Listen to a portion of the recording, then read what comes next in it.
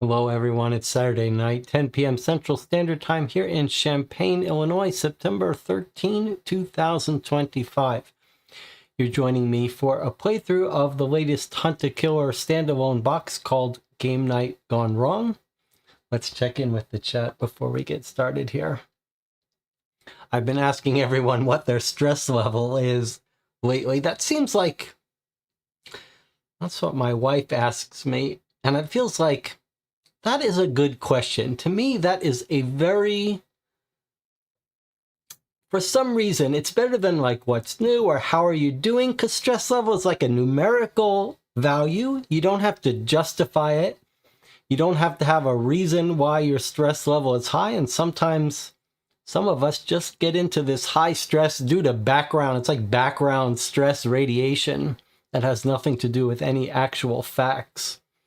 To me, it just is a great question. It's like a non-judgmental, where are you in terms of stress? Because that seems to permeate everything. At least for people like me, the stress level colors everything that happens. And speaking of which, Melissa is saying, Jesse, how's your stress level? I finished Thursday's stream. Doesn't seem like you had much fun. And I do feel like the game we played on Thursday, which was the latest Cryptic Killers game, I felt like on paper that was a better game than the actual experience. And maybe I just had a higher level stress. I was more on a hair trigger. And when that happens, I tend to blame things around me more. So I'm hoping that today I can keep my stress level under control and not get too angry at the game. But it sounds like everyone here is surviving, getting by. All right, let's talk about Hunt a Killer and what our history is with Hunt a Killer on this channel. There's probably about, I think, 80 hours of video gameplay of Hunt a Killer on this channel, mostly playthroughs. A big portion of that playing through a couple of large multi-session games of Hunt a Killer. As you know, Hunt a Killer got famous producing these season-long 6-box sets. And the company has sold, and they've moved much more. In fact, it doesn't look like they're producing the multi-box sets anymore. They're just producing these standalone games. And I reviewed a few of them. A few of the earlier batches, it feels like they made a set in the beginning. One was called Murder on the Boardwalk, and then there was one set in a bar and a motel. And I didn't love them. There was one I liked better than others, one I really disliked. And Hunt a Killer has more of a hit and miss reputation from players. There are some very immersive games, even the long form games. We've actually played a couple long form games. We played Blair Witch Seasons 1 and 2. And then we played the one set in the theater, actually my favorite one, Curtain Call, which I thought was amazing. But they've also made some that have made heavy use of ciphers in ways that were punishing and unpleasant. And they sort of developed a reputation with me early on as being misaligned with what I want. Misaligned in terms of busy work and cipher stuff. However, we've now played maybe the last 3 Hunt a Killer games we've played, 3 or 4, have been shockingly good. We played Murder on the Vine, a sort of larger format game, which was very good. And then we played Wealth of Murder, which is in this small standalone format, which I thought was amazing. So I've sort of had to eat some of my words and regard the Hunt a Killer company as on a better trajectory. There are 2 new boxes we haven't played. This one and then the one before it you see on the wall called The Final Act.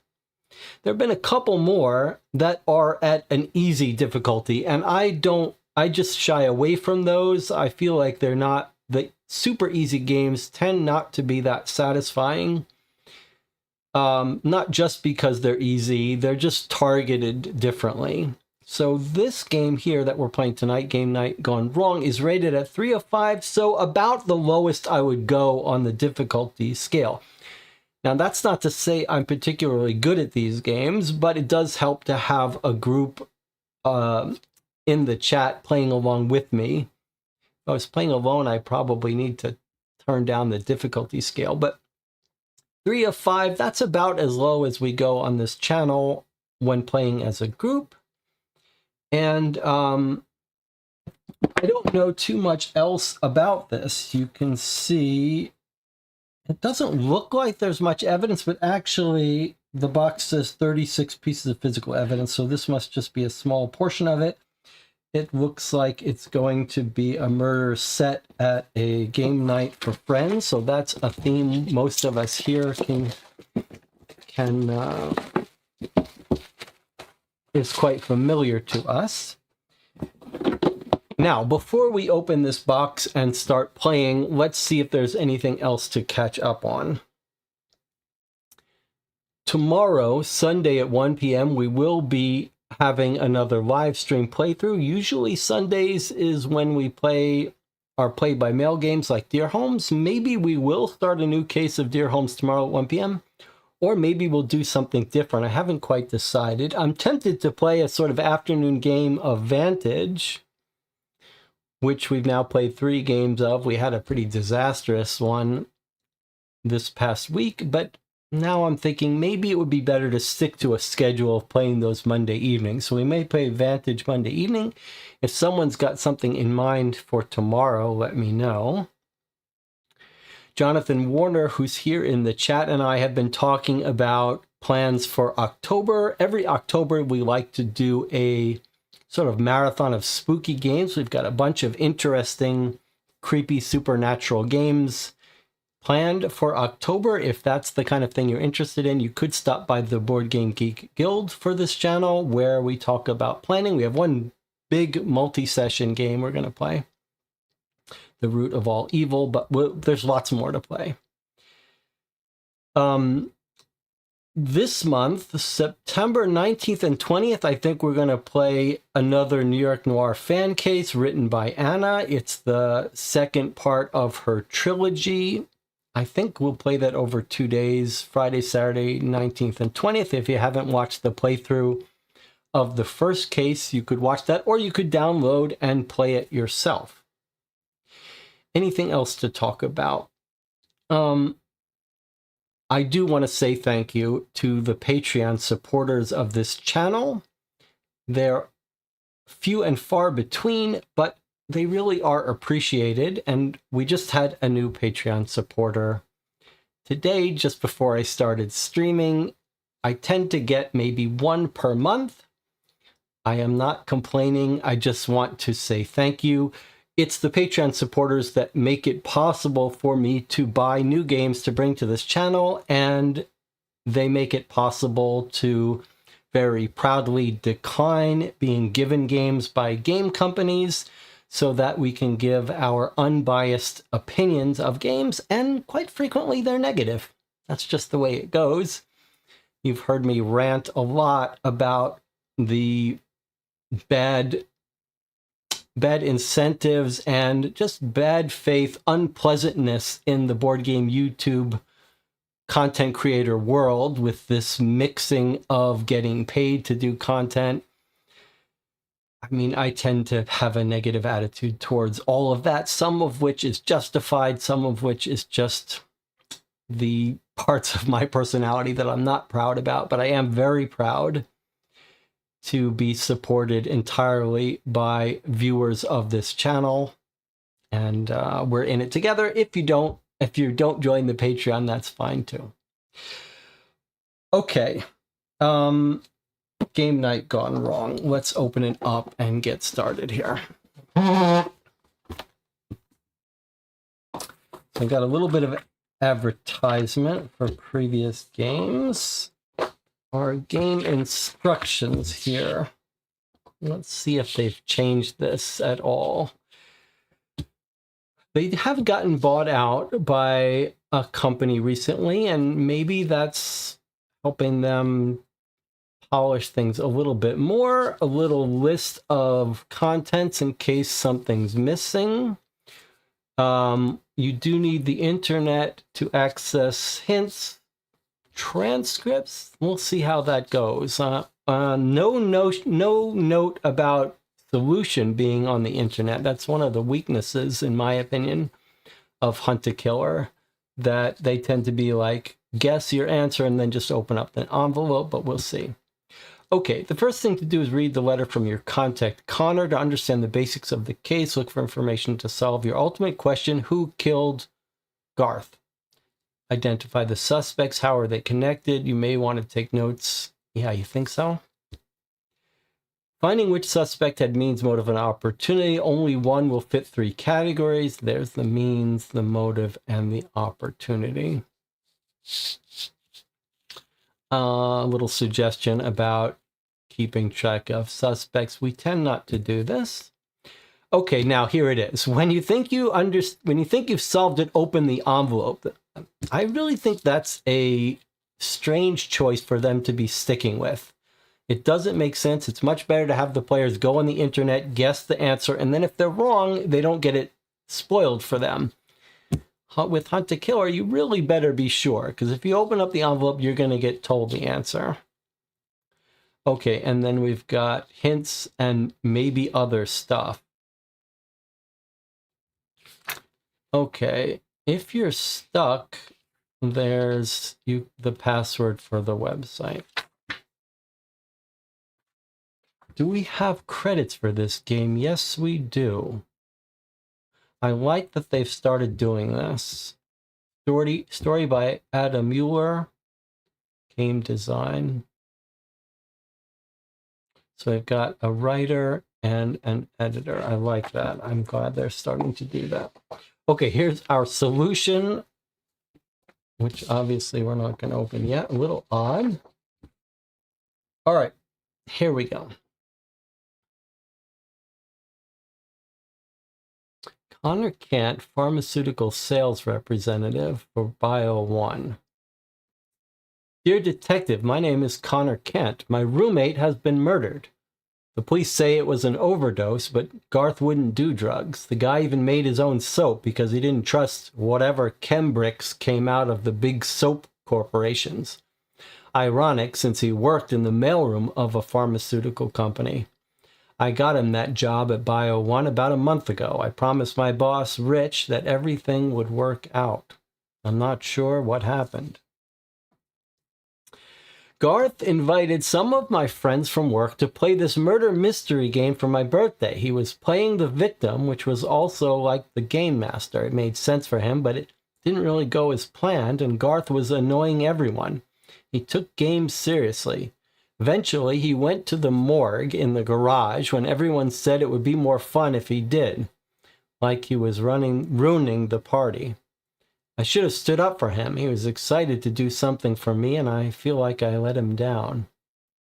When we realized Garth was dead, the game was over. Some people think he overdosed because he was troubled and lonely. He didn't have any family. And when everyone turned on him that night, he broke. But I don't buy it. On the other hand, I don't know why anyone would want to kill Garth. My thought is that one of my friends planned to kill him. I just can't figure out who. Rich was there, which you might think is weird since he's older and our boss, but he's a pretty cool guy, actually.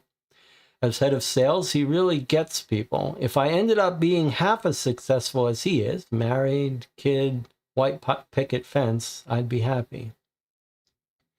Ken was also there. He's another sales rep like me, and he loves to have a good time. Sometimes he can be a bit much, but I think he just likes to make sure people have fun. That's kind of his role in the group. He makes sure the party keeps going. Jackie was the other rep who was there. She can be a little prickly, but she's really kind, and she's our top in sales. I'm always asking her to teach me how she does it, but all she says is it comes naturally. One of these days, I'll figure out and get numbers like hers. Christine is our project manager at Bio1. She's one of those super productive, grind-all-day type people who knows how to get things done. Anna is one of the pharmacy techs. She doesn't let anything get to her and listens to death metal while she works. She has zero tolerance for bullshit and isn't afraid to say what she's thinking. She's a little weird, maybe, but she's one of the most genuine people I've ever met. Mary recently joined the company as a quality assurance tech. I haven't gotten to know her all that well yet, but she has a nice laugh and I like her smile. She's a little shy, but it's hard being the new kid. I remember what that's like. And then there's Bobby, who used to work at Bio1, but now he writes for Cerebral magazine. He's the creative one in the group, always ready with a joke or story or some eccentric insight. I wish I could be like that. They're all my friends and suspects. Not to the cops, though. They're convinced it was an overdose, and they're focused on whether or not it was intentional. Trust me, Garth didn't intend for this to happen. I was able to get a copy of everyone's statements to the police, including mine. Maybe something in there can help you figure this out. Some people were also taking notes during the game, so maybe you can use those to connect some dots too. In fact, I'm just going to give you the whole game. I don't want to solve it now. Who knows what might be helpful? Please help me. No one seems to care about Garth. Thank you, Connor Kent. So are we going to get... Sounds like we're going to get a copy of the murder mystery game that they were in the middle of solving when this guy overdosed. That's pretty cool idea. The one thing that jumps out to me is the part about him working in the mailroom. That seems like he could get a copy of some letter, some inside information that someone wanted to kill him to keep him quiet. Melissa says, I thought of donating the Supernova game to the channel, but thought Jesse would think it's too gimmicky. It has a lot of little gadgets you have to use. Looks like Dorf is thinking like me, that it's something in the mailroom. What if there's a murder in our group during game night, during a game about a murder in a game during game night? Okay. So I like the setup though. All right, so this looks like the invite to the game they were playing when he got killed. Look at this. It's Connor's 30th birthday. You know him as the mild-mannered, friendly salesman that's quick with a smile and will buy you a beer. Let's give him a party to die for. Look how cool this is. Has anyone played Murder Mystery Game Nights? I've played quite a few. In fact, I had a recommendation in a recent video about the company whose Murder Mystery dinner game I like the best. We play these about once a year at my house, and it's quite fun. People dress up and you eat dinner while you solve a murder, usually very low deduction and just fun. Centric millionaire Cad Avery has requested your presence at a formal dinner. This is how these dinner murder mysteries work. Someone invites everyone over. It's usually set in the past. And then you find out about a murder and figure out which of your guests did it. Okay, to reveal to certain interesting parties, yourself included a special addition to his personal collection. Your character card is included. Please bring it with you. You'll have to solve a murder by figuring out who did it, where they did it, and with what. I'll explain in more detail when everyone is together. Arrive on Friday at 7 p.m. Have your mind blown at 11 p.m. sharp. Bring a present, something practical, and be ready for fun. All right. It doesn't feel like there's much evidence here, but maybe 7 p.m., 11 p.m. matters. Let's see. We've got a photograph from the evening. What are we looking at here? This is their house. Looks like this person is playing a detective. This person might be playing the murder victim. Pick up ice. Could be important that we see someone's handwriting at this house, whatever house they're at.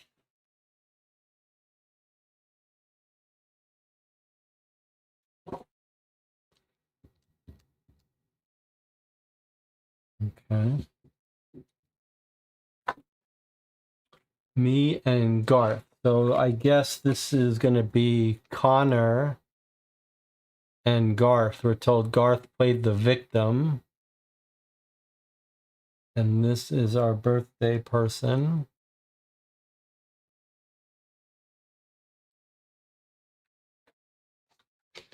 All right, let's see what else we've got here. Lab report, a whole stack of witness statements. Maybe we'll just look at the items we have available.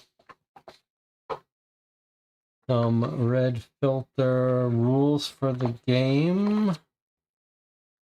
A little dial that looks like it's for Caesar cipher stuff. Here are the notes that people were taking while they were playing this game.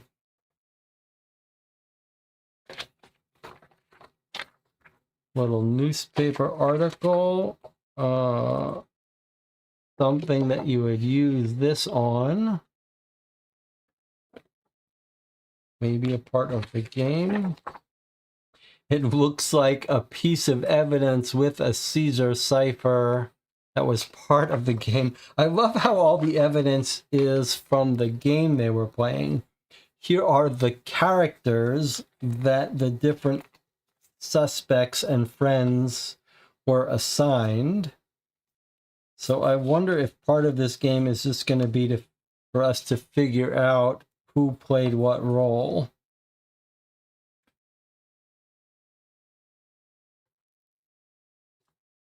That looks like what's going to happen here. Like, we're going to have to figure out. We're not going to be told what character each person was assigned. And it feels like part of the way we're going to solve this case is by using some clues and constraints to assign each suspect a character. And then that's going to help us. And then we've got this little gimmick that Hunt to Killer loves doing in their games. having a locked box that needs a 3-digit code. So at some point we will figure this out and open it. And then we're given a heavy little magnifying glass. Not sure what we'll use that for. All right, so where shall we start? I guess we'll start with these.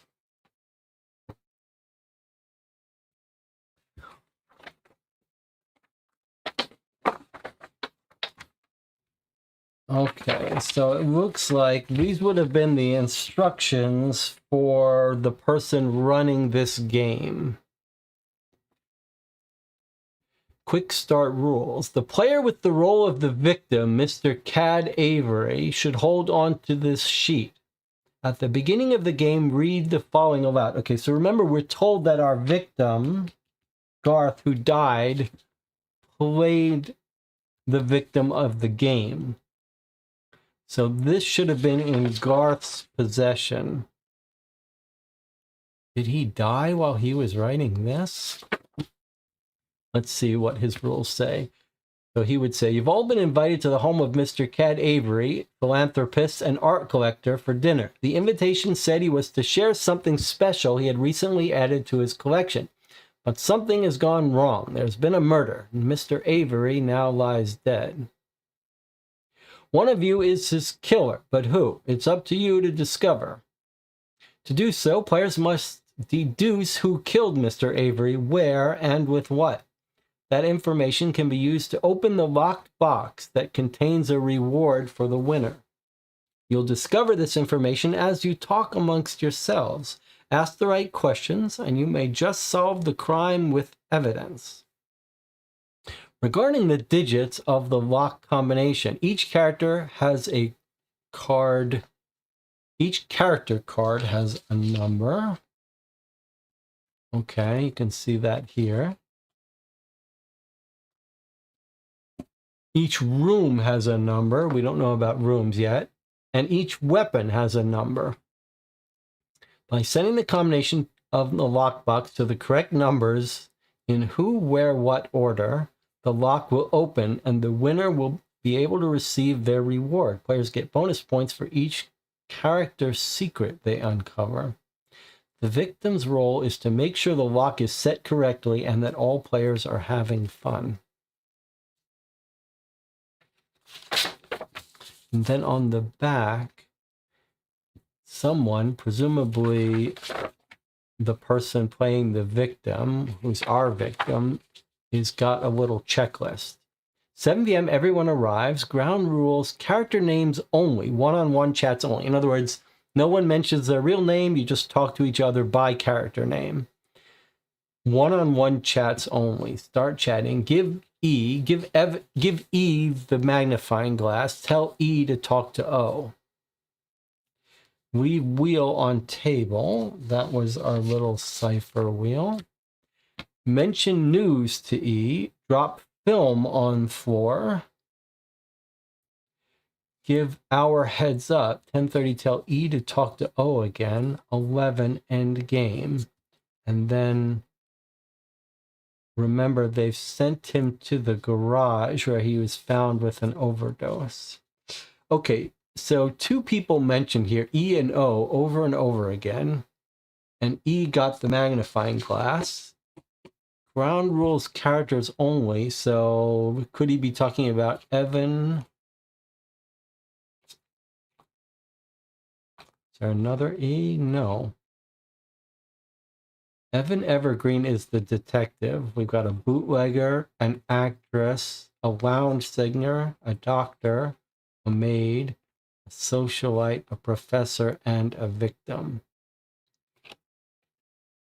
So the victim knows the identity of the killer. Okay, so probably E was the detective who gets the magnifying glass. We don't know which person played the detective, but it sure looks like it was the host who wrote to us, Connor Kent.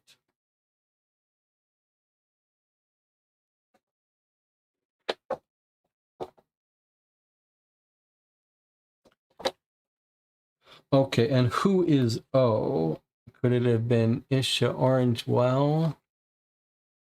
Is there any other O? Or it could have been Olivia Brownstone.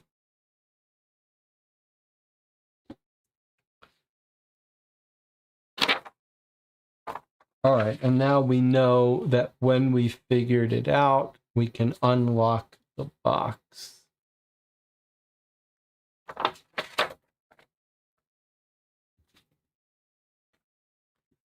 All right, let's take a look at this lab report, because this, almost everything else feels like it's just materials from, oh no, we've got witness statements, but let's take a look at our lab report first so we can see how our victim died here.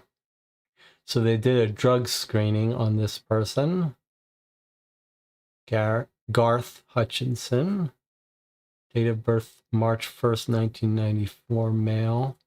Let's see what they found here. Negative for benzodiazepines. These would be relaxants like Valium. Opiums, negative, negative, negative, but he's got fentanyl in his blood. Well, it's easy to overdose from fentanyl. 9 milligrams per milliliter under 12 hours. In other words, he had consumed fentanyl within the last 12 hours. Is that enough to kill you? I don't know, but maybe it's going to tell us. Okay, no cannabinoids, no marijuana. He's got some ethanol from alcohol. They're drinking at the party, so that makes complete sense, but how much is that? I don't know. Time of death between 9:45 p.m. and 10:45 p.m. Okay, how does that line up with our timeline here?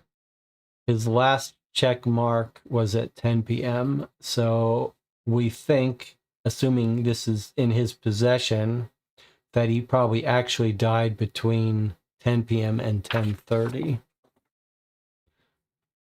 The medical examiner says 9:45, 10:45. Okay. Lethal dose of fentanyl 5 minutes prior to death. In other words, fentanyl will kill you so quickly that he had to have ingested it right before he died. Okay, they tested some other stuff. Specimen validity testing. I'm not sure what that is. They tested him for creatine, oxygen saturation, pH.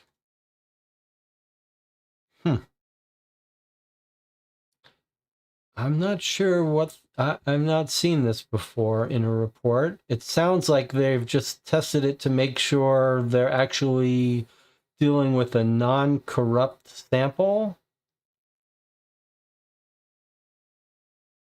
I guess they're just testing these specific things that they expect to be within a range, and if they're not, then something has gone badly wrong. Everything has gone as expected, so they think this is a valid test. Okay, so died of fentanyl, probably consumed it 5 minutes before death.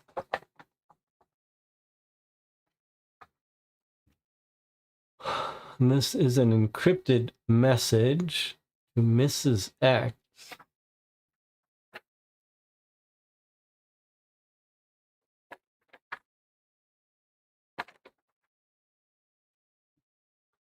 Brought film.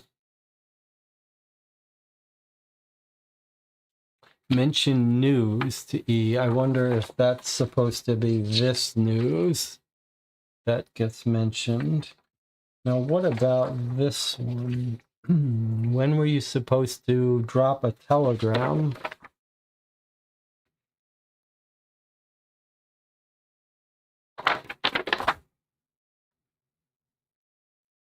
Drop film on 4. What do you think film is? Is that this?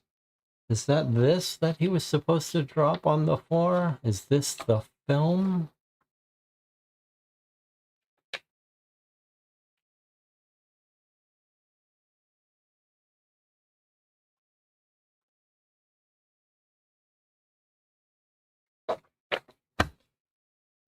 I do think that no mention of when this was supposed to be used. I mean, we could obviously scan this for things, but I feel like until we know, we have some guess about what this is, we're better off waiting. I'm more curious about maybe just making a list and see if we can figure out who each suspect was. That feels like the most likely task for us. But you could also say maybe we should just read the witness statements first. Checking in with the chat here. Let's see. Injected per the report. I mean, you really don't have to inject fentanyl, but it does say injected, but I'm not sure if we're jumping to that conclusion. We haven't seen any mention of a syringe or anything, so we'll have to check when we get to the witness statements. Or a patch. That's right. I know people with back pain sometimes have fentanyl patches. For sure, the wheel is going to be related to this message. There can be little doubt that this is going to be a Caesar cipher that's going to translate this. I mean, AH, it may just be telling us right there that A shifts to H, and then we decode the rest. I actually have a new 3D printed. I just got a new 3D printer, so I have actually, let me show you. I have actually a new Caesar cipher little slide rule thing that someone made. And I have a wheel just like this, a Caesar cipher. The problem with using a wheel like this is it's a little, like you have to say, okay, if you want to change a D, you go around to the D, then A, half them are upside down. So this is an alternative way of doing a Caesar cipher. Like if you had a shift of 10, you would throw that to A goes to J. And you would slip this one in like this. And then there's your shift. A goes to J, N goes to W, R goes to A. It's a nice little way to make it so you don't have to go around the circle. You just read down. So if you have a 3D printer, you can go and print this out. I did not design it. Someone designed it. All right, but yes, I always find the wheels a bit cumbersome and hard to remember which direction I'm going. All right, why don't we take an early break here? If this looks like a game that your group might be interested in playing, you might want to stop watching now. Obviously, if you play along with me here, you won't be able to play it with your group. These are one-time playthroughs. But you could always go pick this game up, play it, and then come and watch the video afterwards. For the rest of you who are going to stick around and play it with me, I'll see you in 8 minutes.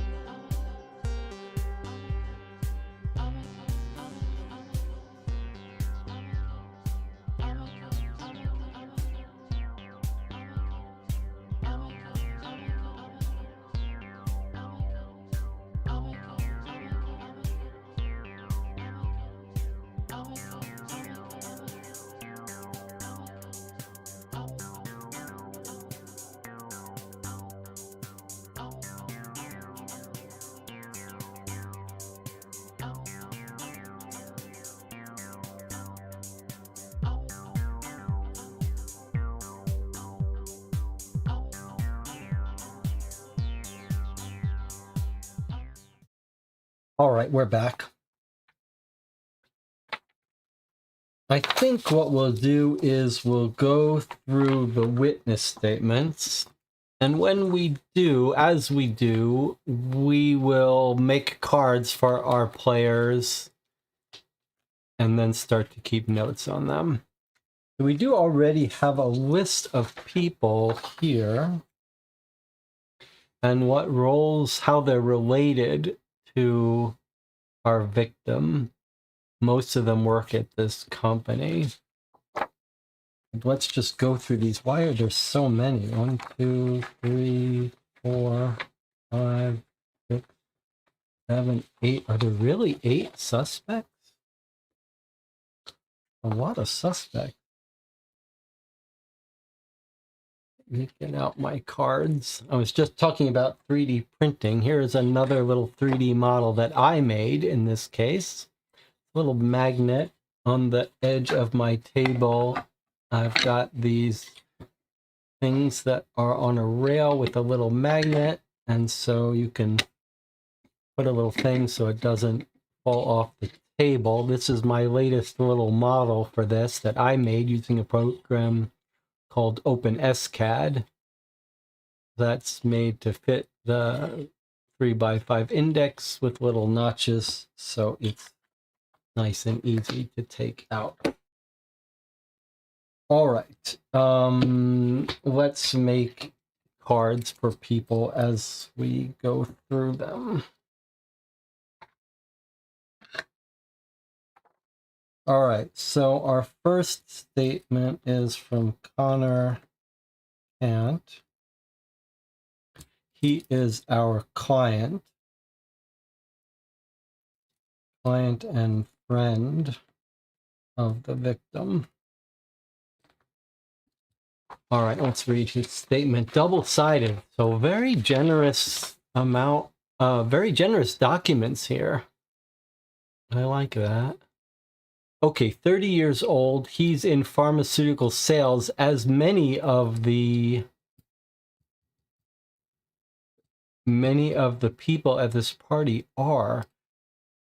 Transcribed from audio. You don't think there's any chance that there's actual audio on the website, do you? We're told to go and see player resources. Let's just scan this to make sure.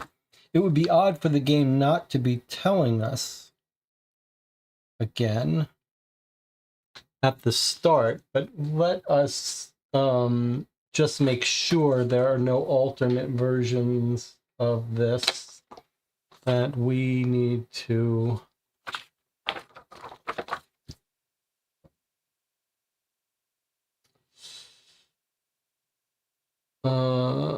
player resources, hints and reveals.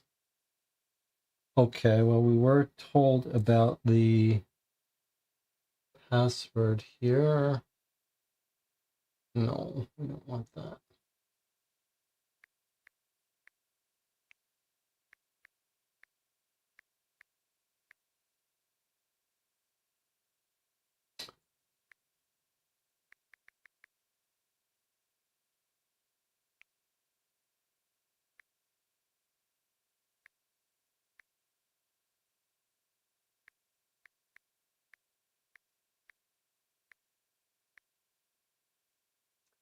Okay, hints.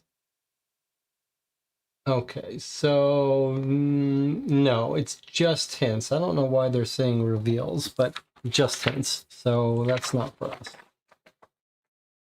All right, let's read his statement here.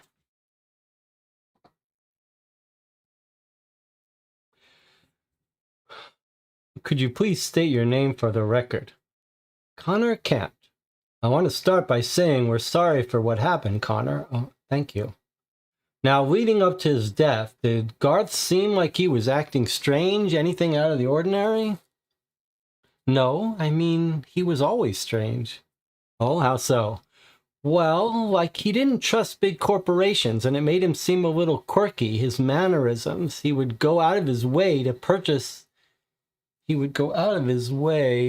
to not purchase anything that wasn't made by someone he could meet face to face. And did that ever inconvenience you? I got used to it. Well, what about the night of the party? What can you tell me about that night? Things started out fine. Garth had invited a bunch of my friends from work for my birthday. We were doing a murder mystery game. I can't stand those. They always get things wrong.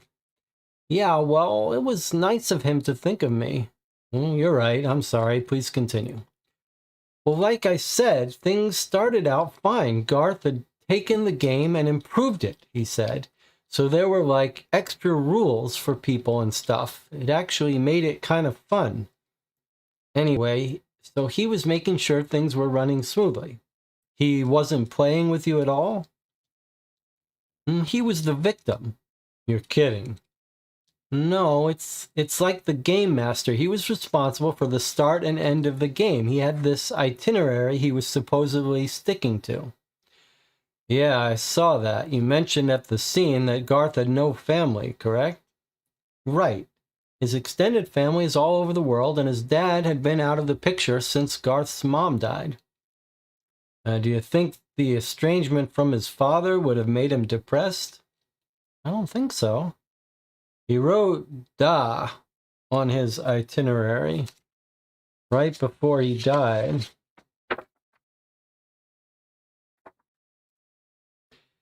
By the look of it. Right before he died, by the look of it. You don't think he regretted his relationship with his dad? I mean, maybe. He didn't like to talk about his dad at all, so yeah, maybe.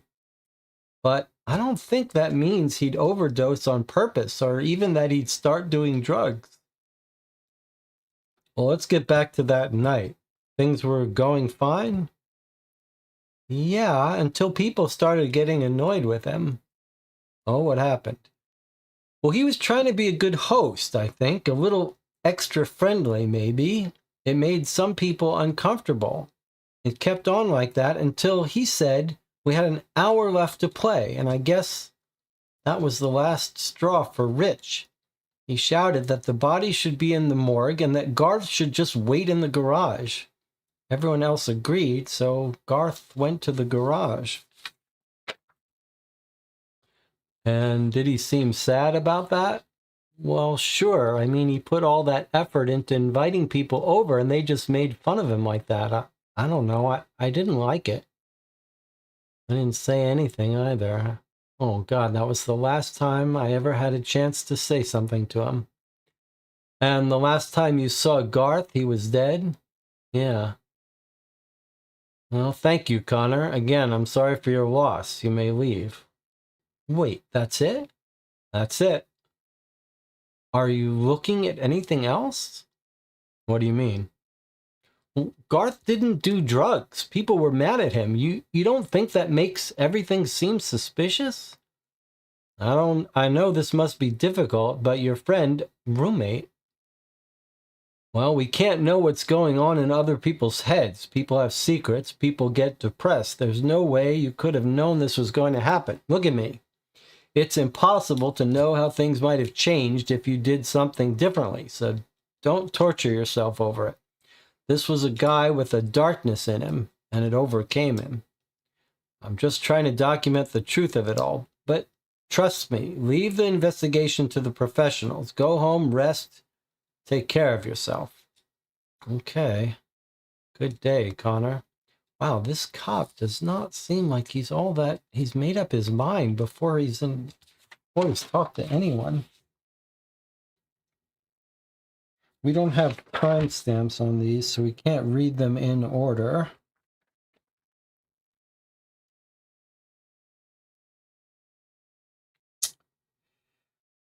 Okay, he just mentions one person, Rich, who I guess is their boss, who suggested he go to the garage. But nothing really incriminating. Cops seem to have made up our mind.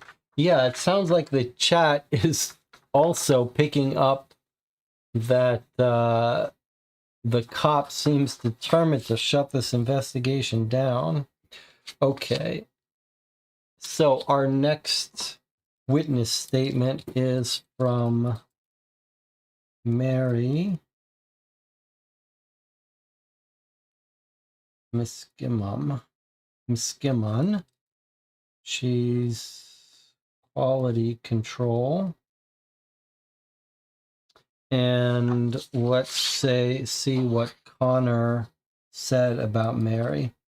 Mary recently joined the company as quality assurance tech. Haven't got to know her all that well. She has a nice laugh, and I like her smile. She's shy.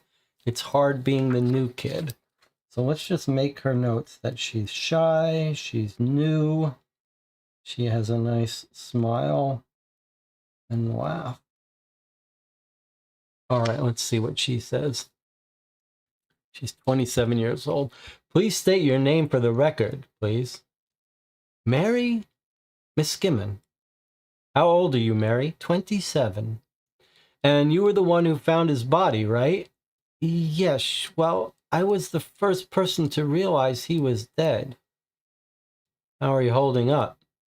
I'm okay, I think. Like, I know this is a traumatic thing. Maybe I'm still in shock. I don't know.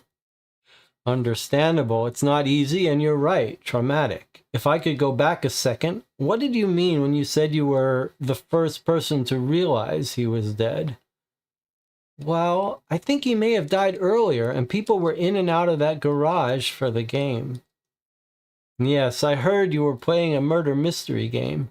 Right. And Garth was the victim, and after Rich yelled at him to go to the garage, well, I think we all thought Garth was upset and just playing dead.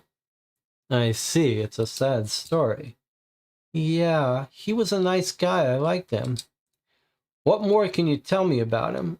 Not much. We started at Bio 1 around the same time, I think, but he was in the mailroom and I was up in the lab, so our paths didn't cross much, except for some happy hour things with the group. Who's the group?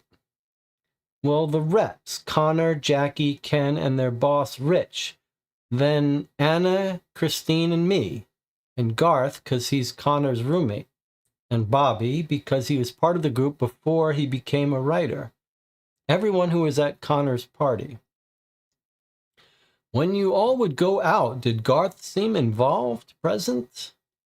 Oh yeah, he was nice, like I said, funny too in a weird way. And I liked he was blunt and honest. He had a point of view and stuck to it. You know? And he was a good friend to Connor. I could tell. They're my favorites. And what about leading up to the party? Did you notice Garth's mood change? No, not that I would have, though. Like I said, we didn't cross paths much at work. And you said Garth seemed upset at the party after Rich told him to go into the garage. Yeah. You think Rich said something that triggered Garth emotionally?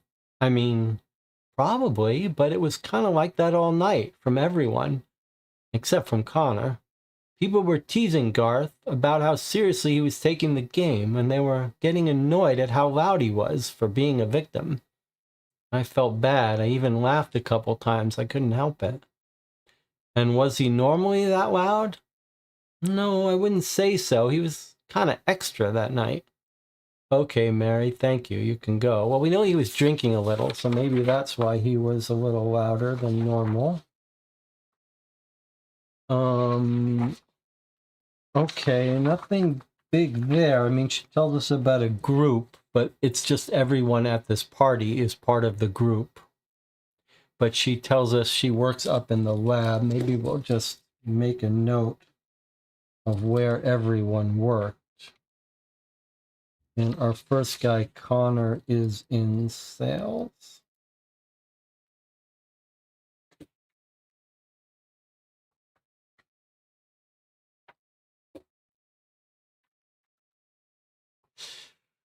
All right, here is our next suspect, Robert York, who's a medical journalist. Let's see what our client has to say about Robert.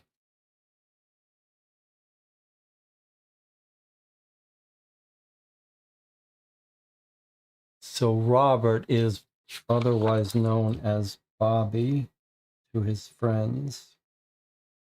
And then he no longer works for Bio1. He's just was in their friend group before that. Now writes for Cerebral Magazine. He's the creative one. Always has a joke or a story. Cerebral Magazine. Okay.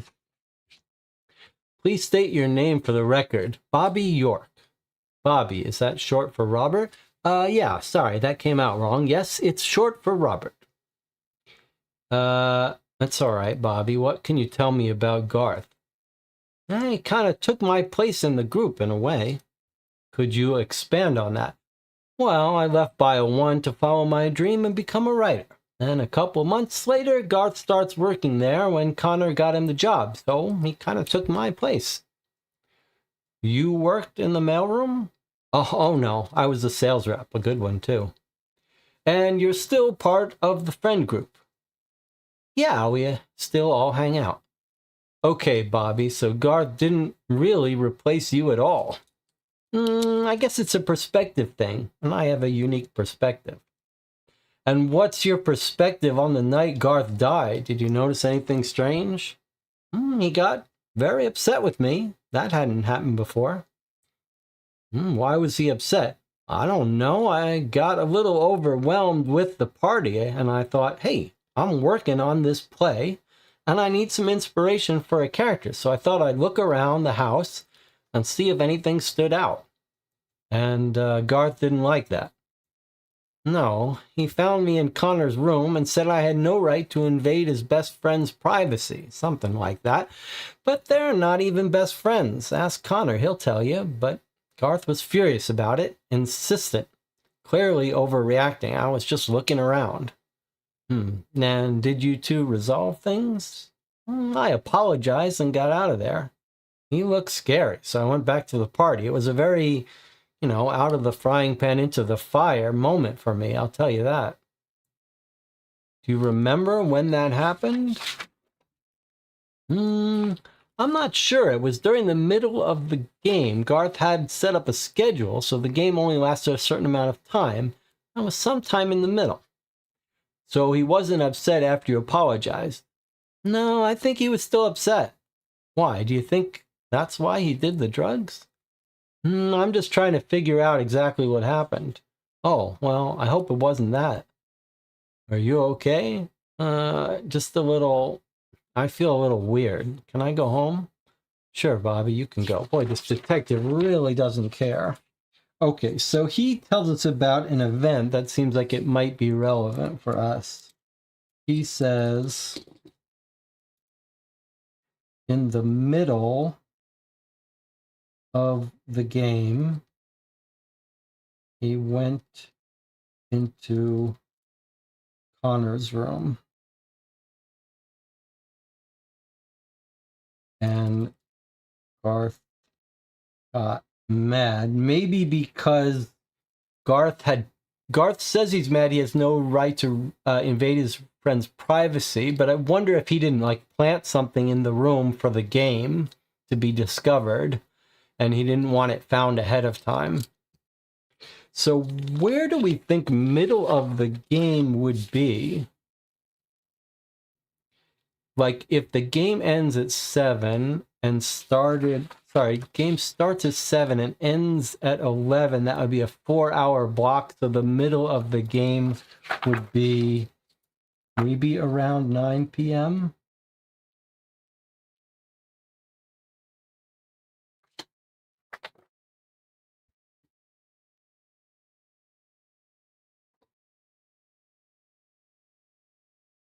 Mystified has joined us. Theo Colley says, I just joined. Maybe Theo has joined the Patreon. That would be nice.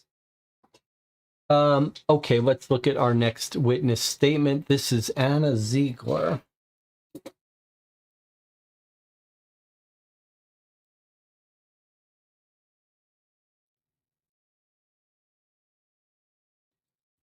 Who is Anna Ziegler? Anna is one of the pharmacy techs who likes death metal. Weird, genuine. Okay, let's just make our notes about her. She's the pharmacy tech. She's a little bit weird. She likes death metal. And she's no BS. Okay, let's read what she has to say. Please state your name for the record. Anna. And last name, please. Ziegler. Okay, thank you. You got it. I like your shirt. What is that? It's a band, Corpse Scrub. They're cool. I'll have to check them out. Okay, Anna. How well do you know Garth Hutchinson? I knew him okay. He hung out with us sometimes. Would you say he was acting unusual the night he died? Yeah. How so? Well, he was amped up a little, like the way I'd see him get excited about huge company bankruptcies. It was weird. He'd get excited when companies went under, big ones. He had a very anti-the-man vibe. Always rooted for the little guy. And his behavior was comparable the night he died?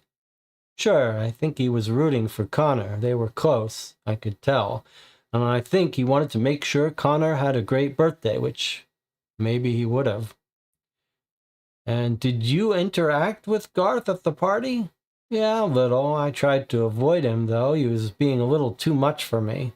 I focused on hanging out with everyone else. Playing the murder mystery game. Oh, no. I don't get into that stuff. Really? Yeah. Interesting. Well, what about when Garth went to the garage? What can you tell me about Garth's mood then?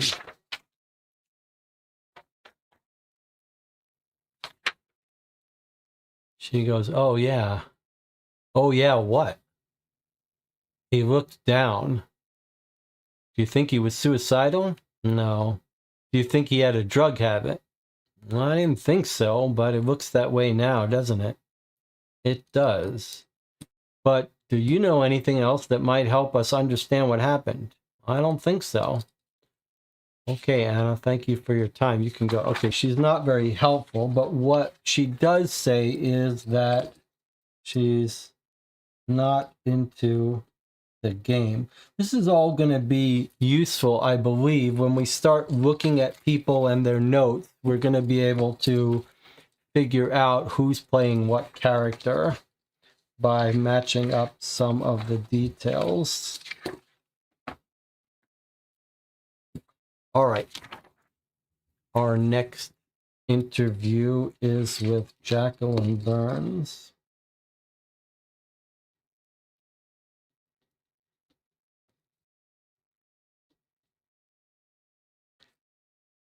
AKA Jackie.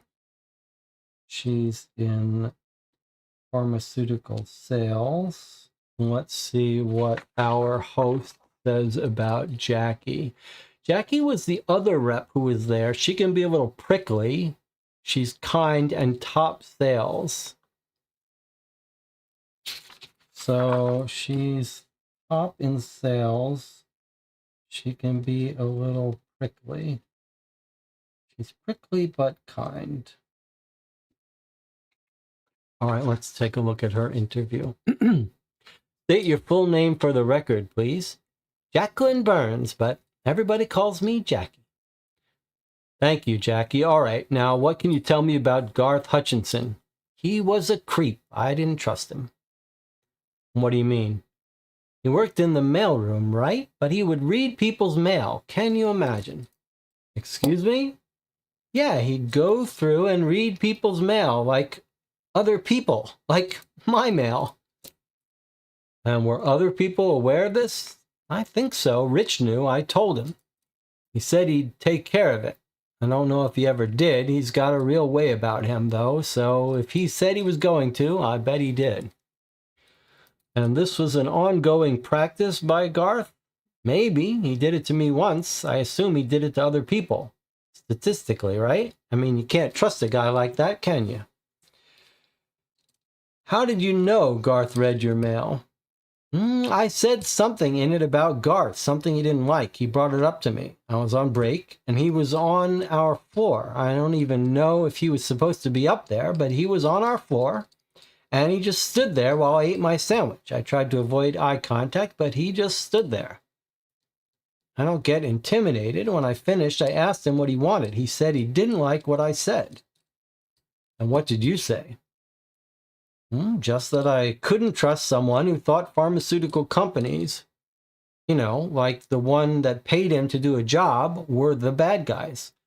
Bio 1 has been very good to me, and I'm proud to work there. And this was outgoing mail you were talking about? Garth in? Something personal? Interoffice. It was part of a memo to a coworker. I see. And did this seem to agitate Garth? Oh, yeah. And was he like that at the party?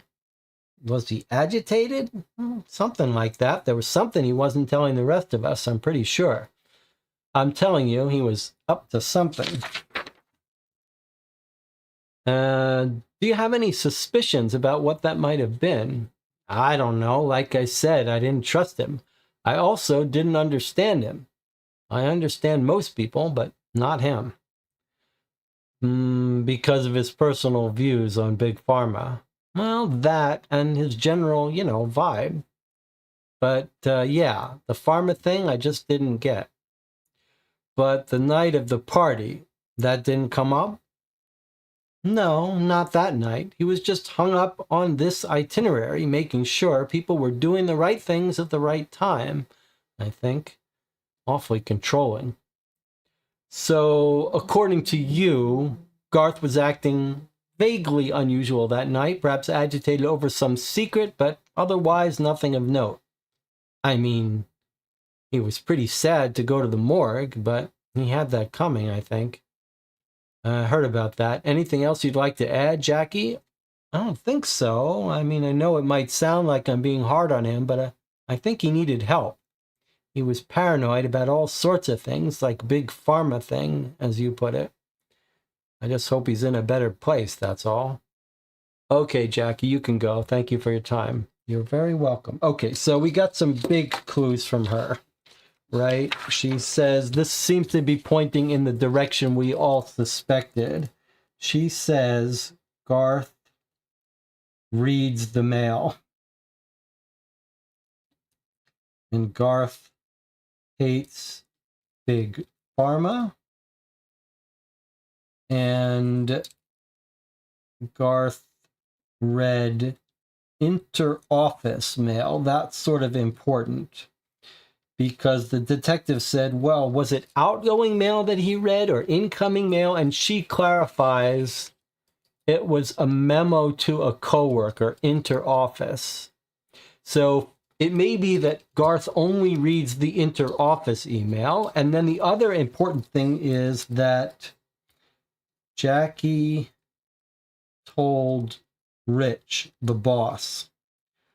So Jackie told the boss that Garth is reading the mail, at least the inter-office mail. There's our motive. If there was some memo that Garth may have read about some illegal operations by the company, that would be a reason to get rid of him. And you can sort of imagine what the structure of this murder mystery game was and why Garth was agitated, and the chat has already picked up on it, which is the idea that maybe not in the film, but at least in this finale box, the idea that Garth may have discovered some secret that the company was up to no good, and he was planning on having it come out at the end of this murder mystery. Sort of like maybe we're told that Garth was changing the rules. So you could imagine that Garth is going to plan that this murder in this game is really going to reveal that the victim was murdered maybe by the pharmaceutical company malfeasance. It would not be surprising. All right, so we have a little bit of a guess about motive here. All right, let's look at our next interview of Kenneth Love Patrick, who is also in pharma sales. And what are we told about Kenneth by Connor? Ken was also there. He's another sales rep like me. He loves to have a good time. Sometimes he can be a bit much. He likes to make sure people have fun. That's kind of his role. He makes sure the party keeps going. So Ken is the party fun person. Okay, let's see what he says. Please state your name for the record. Ken Love Patricks, how are you? Fine, Ken, thanks. Okay, what can you tell me about Garth Hutchinson? I wish I could tell you more, but he was pretty much a loner most of the time. Never really spoke to the guy.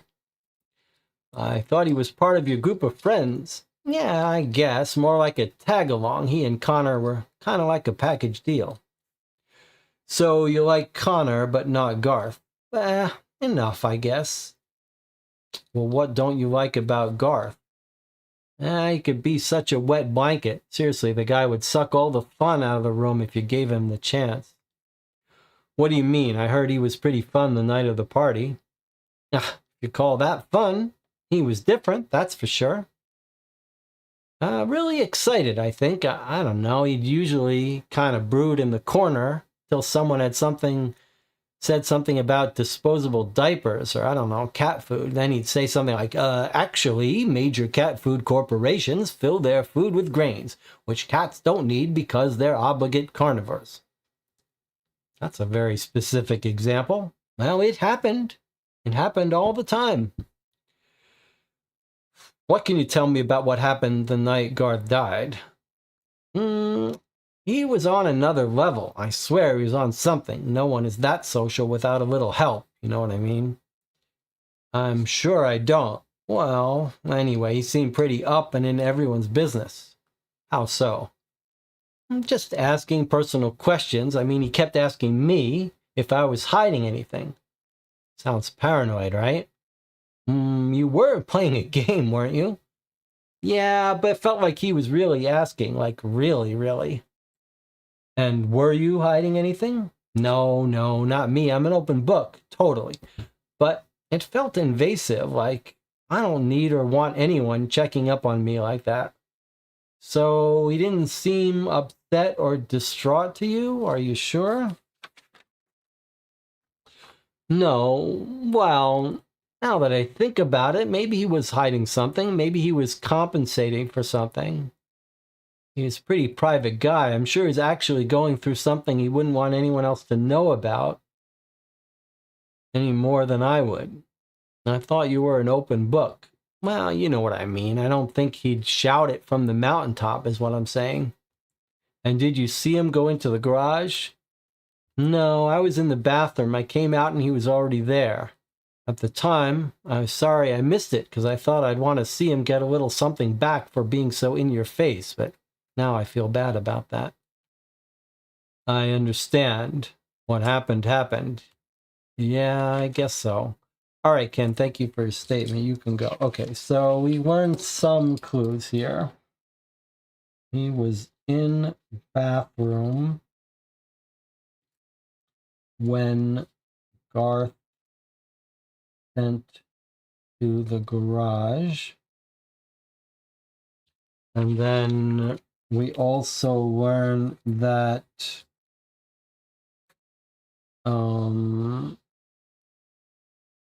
he thinks Garth on something, which I think he was just drinking. And then the other little clue is Garth asked if he was hiding something.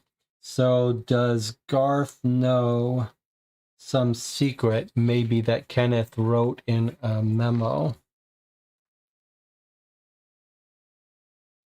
All right, 2 more witness statements before we move on. Here we have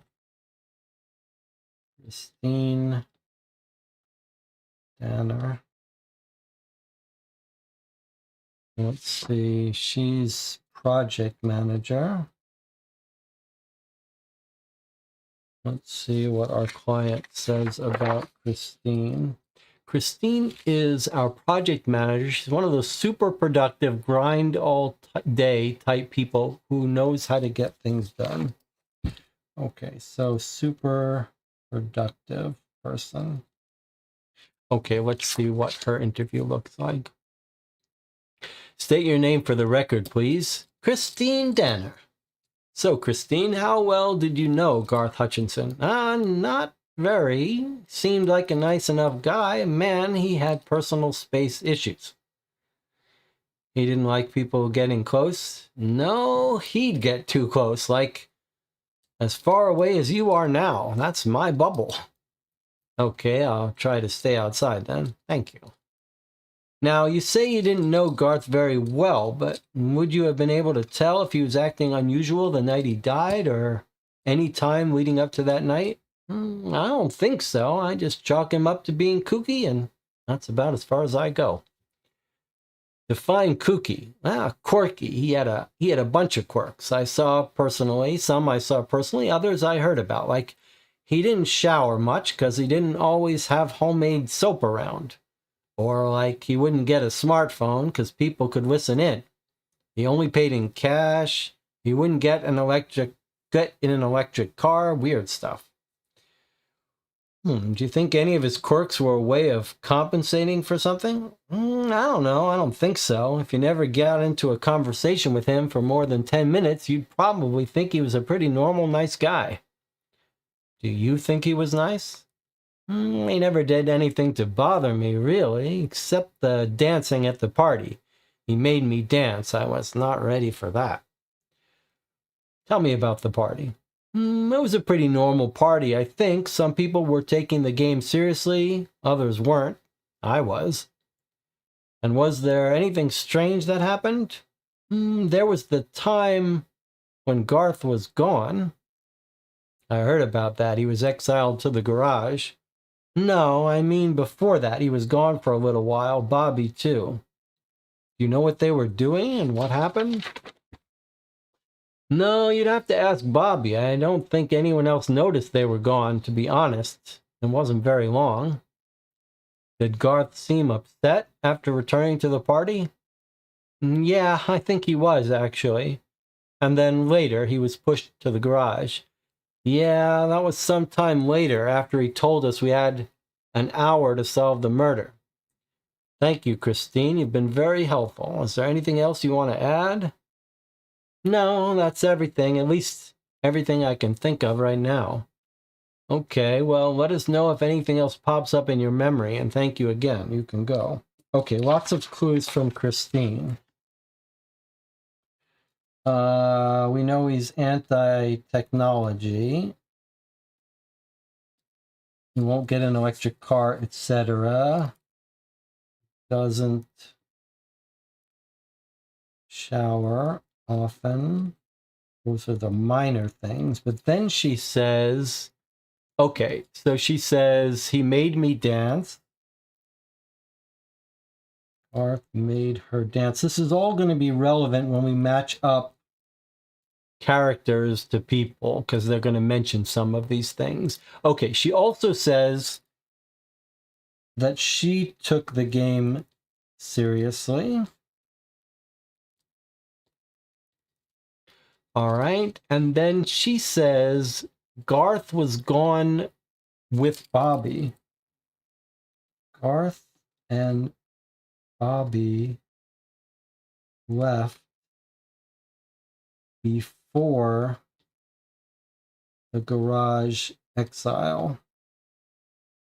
Does she say when?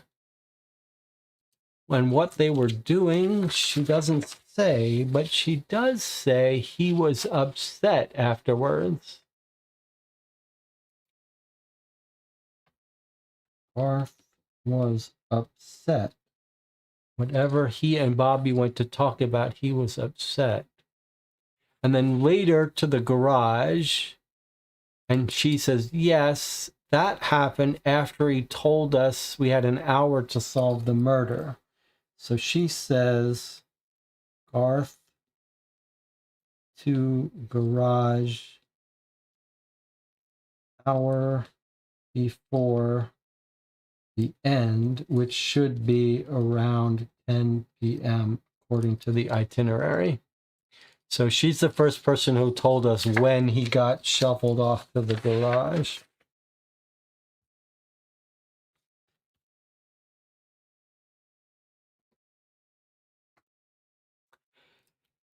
Danner could be the scroll DA. Yes, absolutely. We do have people's names that could match the DA. Christine's interview was before Bobby's. I think it's implied this is when Bobby was snooping around Connor's room, but that's just from Bobby's testimony.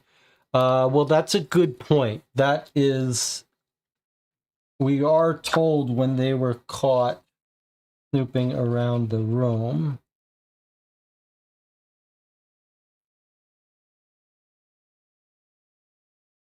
So that's here.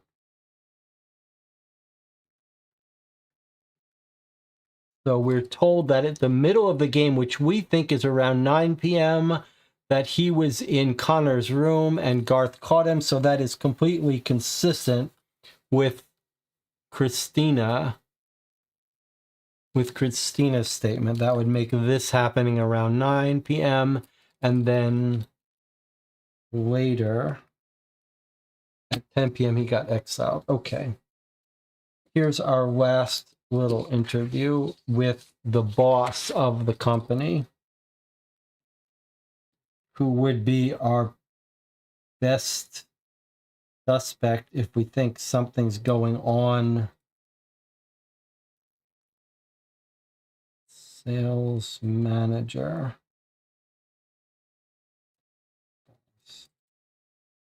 Okay, he's 54. State your name for the record, please. Sure thing, Richard Hopkins, but please call me Rich. Okay, Rich, now I heard that you yelled at Garth the night he died. Can you tell me a little more about that? Oh, I was teasing him. He was taking everything so seriously. Everything. Like he was a little game dictator. Got to be too much. I was annoyed. I could tell everyone else was annoyed. And I have to look out for my team. I have to be on their side. Otherwise, what kind of boss would I be? And do you remember what you said to Garth specifically? Not really. Let me think. Take your time. I think I told him he was ruining the evening for everyone, which he was, by the way. He was so over the top, and I was the only one willing to say what everyone was thinking. That doesn't sound very nice. Oh, come on. It was all in the name of a good time. If he got his feelings hurt, well, that's really more on him than on me. I can't control how people react. And how do you remember him reacting? What did he do exactly? Well, if I remember right, he looked around at everyone else at the party. They were all looking at him, waiting for him to leave to the garage, which, if you're playing a game where you're the victim, I stand by it being more immersive. If you're in the morgue, just makes sense. So Garth looked around. Was that it? No. He asked if everyone felt that way. No one spoke up, but I'm pretty sure I saw a few nods. He took that for what it was, a rebuke of his behavior. So he looked a little downtrodden, yeah, but he agreed to move to the garage. And did anyone check on him? Well, I went in after him to make sure there were no hard feelings, but he didn't say anything to me. Pretty rude, if you ask me. And anyone else? A couple of people, I think. Mary found him, you know. Yeah, I've spoken with Miss Skimmon about that. Well, then I doubt I have much else to add. Are we done here? Sure, Mr. Hopkins, you may leave. Excellent. Okay, so not much here. I mean, he's the one who sent him into the into the garage. Not very helpful though. So he says he goes in right after. Goes in garage right after to check on him. And he says, I went in after him to make sure there are no hard feelings. He didn't say anything. Said nothing. And then he says a couple other people went in. A couple others went to the garage after, and then says Mary found body. In our notes about Mary, we didn't make notes about Mary for some reason. Let's go back and add the proper notes about Mary, because Mary did say that, I don't know why we didn't make notes about Mary. Mary did say that she found she started same date as Garth. And then she said that she liked him. She liked Garth, thought he was funny. And then she says that, did Rich say something that triggered him? She says, yes, he was like that all night. People were teasing him loud. I feel bad. I laughed a couple times. I couldn't help him. Was he normally that loud? No, he was extra.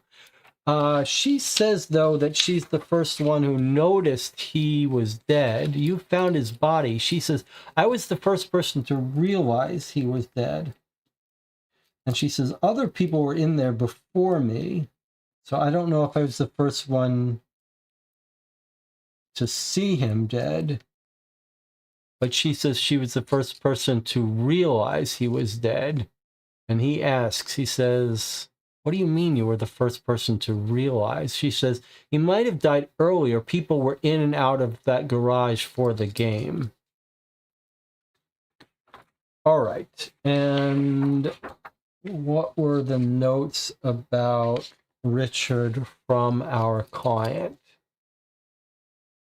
Rich was there. He's older, boss. He's pretty cool. Head of sales. He gets people. Married, has a kid, white picket fence.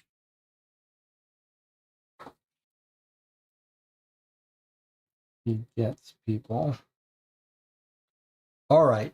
So we have our notes on everyone. Let's make sure we've got an interview with everyone. Got Rich, Ken, Jackie, Christine, Anna, Mary, and Bobby. Okay, so we have statements from all of our suspects.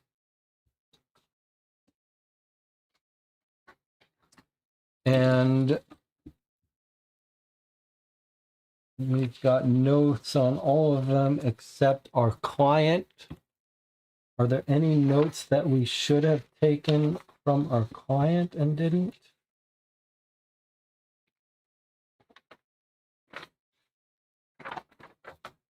Let's just review his statements again. He's the friend, he's the roommate, he's always acting strange, he's quirky, his mannerism, he didn't purchase anything unless he could see it face to face. He improved it, extra rules, he made it fun. Garth has no family. He wrote Dodd. The detective thinks maybe he's writing his dad. He was trying to be a good host, a little extra friendly. And he says Garth was being extra friendly. And then one of the people, She also said he got too close, right? I feel like that might be relevant. He says about her bubble, you don't like people getting close. He'd get too close. That's my bubble.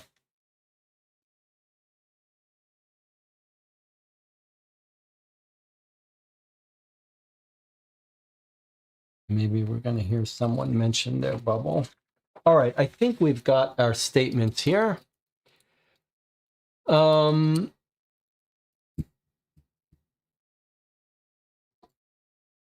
think it's implied this when Bobby was snooping around Connor's room. Girish says, our group just finished playing Sherlock Holmes Consulting Detective, The Three Customers. What a game. I know this group loves the set. Thanks for recommending. Yes, the Baker Street Irregulars Green Box by Dave Neal is definitely one of our favorites. Okay, so we've been through all the witness statements. What else do we have? We've got what character? We still haven't figured out how to assign these yet.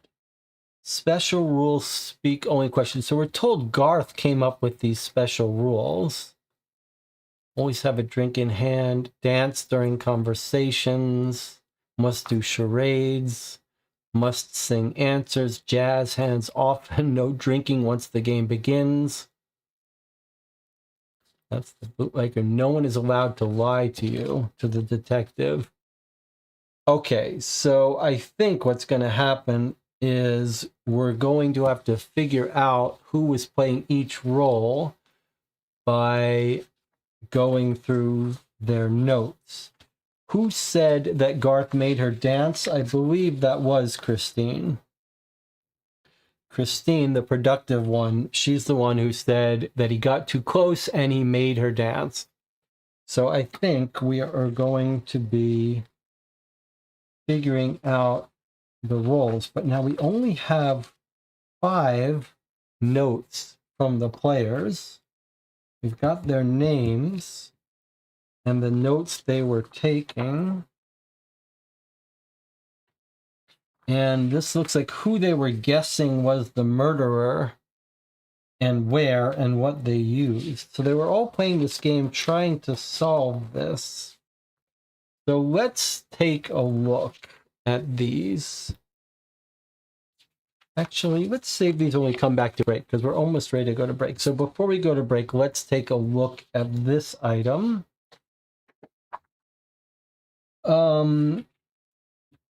We will on table mention news to E. I wonder if this isn't the news that was being mentioned. Let's read what this is. Otherwise, we don't know what this is. So this is a piece of evidence for the murder mystery games. Priceless painting pilfered. Cops currently confounded. Call clues cryptic. All right, and we've got some writing in. The only known surviving painting by Madeleine Queen, entitled Canvas 17, was stolen from the Love Art Museum over the weekend when a power outage draped a rare display of the piece in darkness during a fundraising dinner for the museum. Bill Love, chairman of the board of directors for the Love Art Foundation, which owns and operates the museum, said it was a tragedy, a dark day for appreciators of all things rare and beautiful. Love said that he is personally offering $1 million reward for information leading to the retrieval of the painting. And he's written in, check the fridge, for some reason. Queen was only 38 when she died in 1903 from arsenic poisoning, something scholars generally agree was due to the paints she used. But in her lifetime, she painted over 40 works.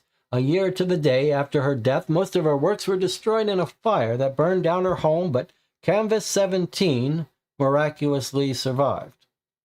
The piece itself is notable for its monochromatic green palette, its enigmatic and playful figures, and its dystopian landscape, often seen as a commentary on the expansion of American imperialism and the growing disparity between the upper and lower classes. Other schools of thought suggest that it represents Queen's inner voices raging against the hopeless drudgery of a cruel reality. Either way, it has always been a shining jewel in LAF's collection. Queen's painting is not the only high-profile priceless artifact heist recently. The Duet Diamond, a unique heart-shaped 3,000-carat example of the gemstone, was recently reported stolen by Interpol. So, this is a piece of evidence for the game. That's what this little E is, this little sign here. So this was part of the game. Probably the piece of news that was meant to be introduced to characters.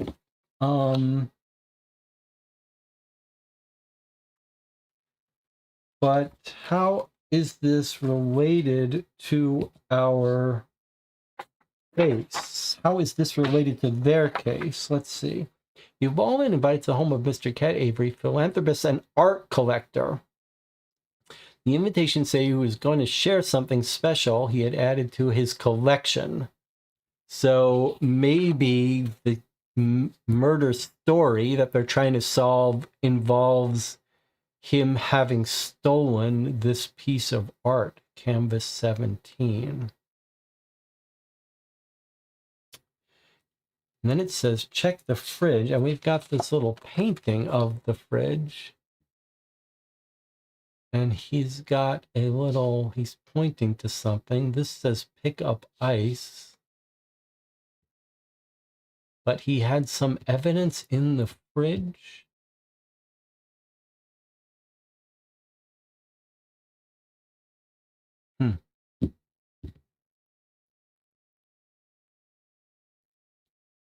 Not really sure how that helps us with anything. So all we have as evidence now left is this sheet, which we still aren't told what it's for. We've got an encrypted message from Cad Avery, who is the eccentric millionaire who is running this dinner.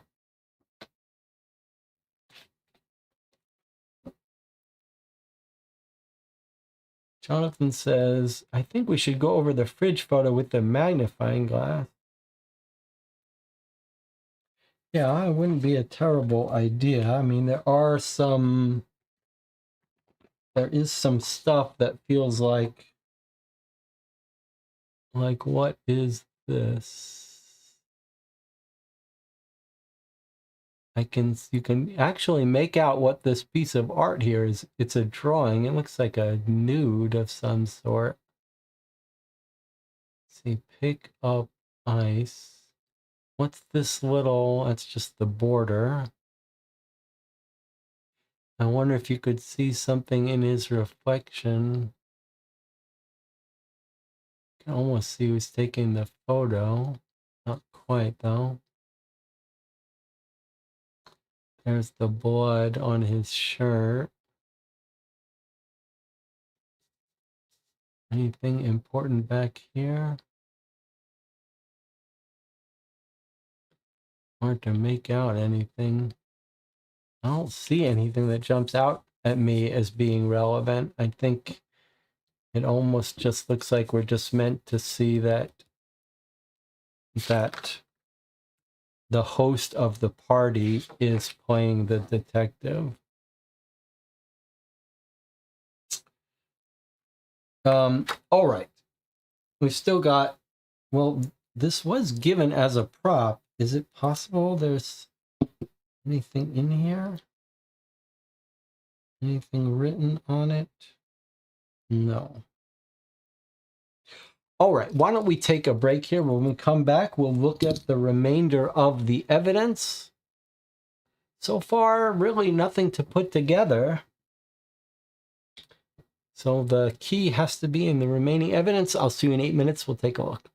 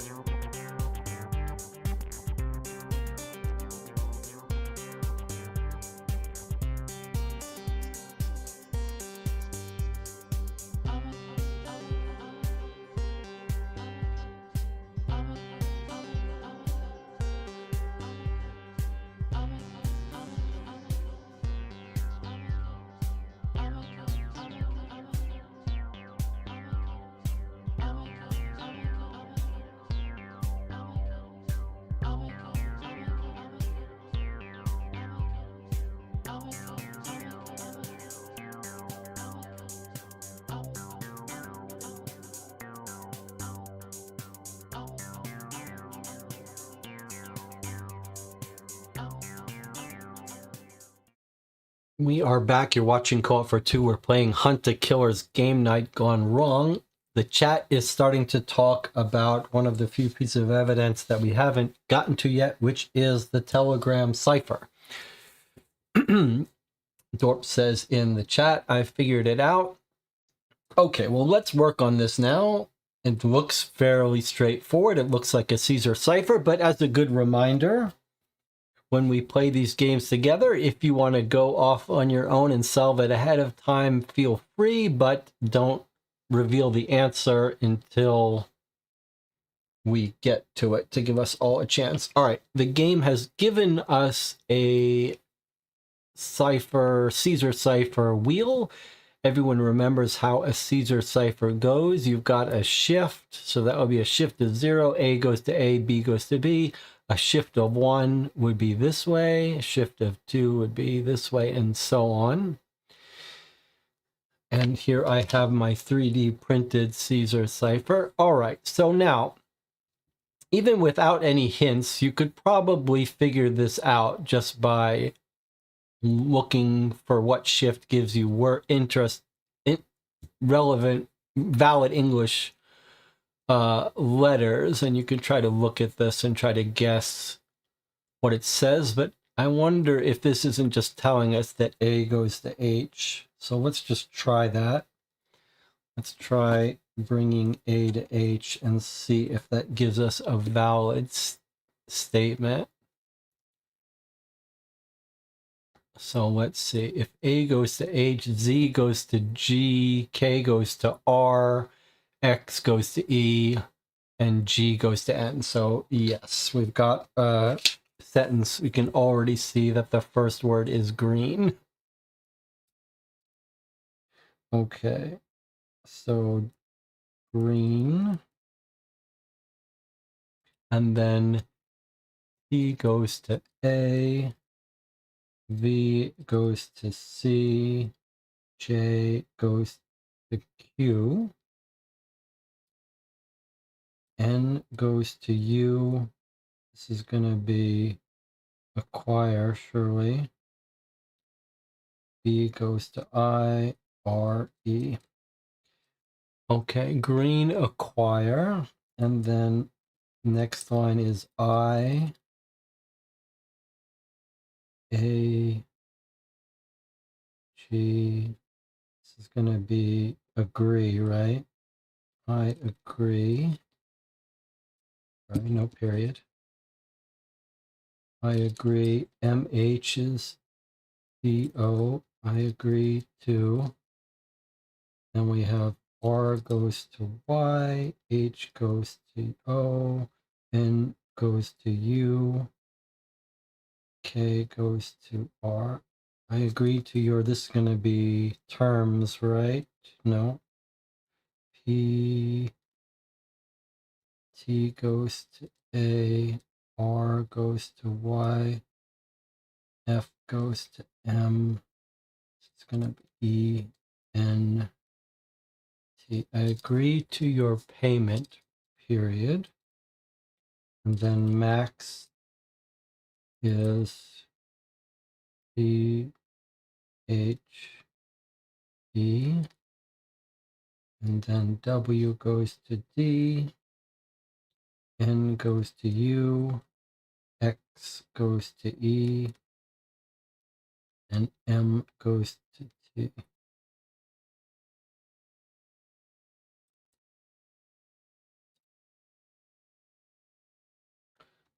Green, acquire. I agree to your payment. The duet.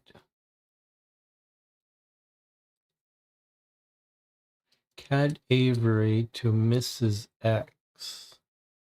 So Cad Avery is the character who's getting killed in this game, the victim. The eccentric millionaire Cad Avery. And Cad Avery is writing to a Mrs. X, says green, acquire. I agree to your payment, the duet.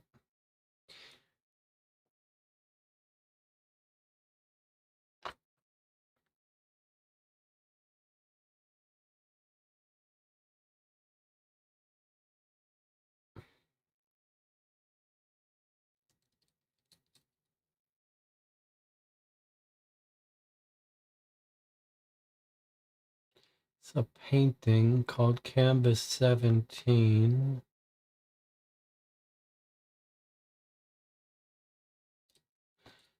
The duet diamond. I knew we saw that word somewhere. Okay, so Queen's painting is not the only high-profile priceless artifact. The Duet Diamond, a unique heart-shaped 3,000 carat example of the gemstone. So is this about the Duet Diamond?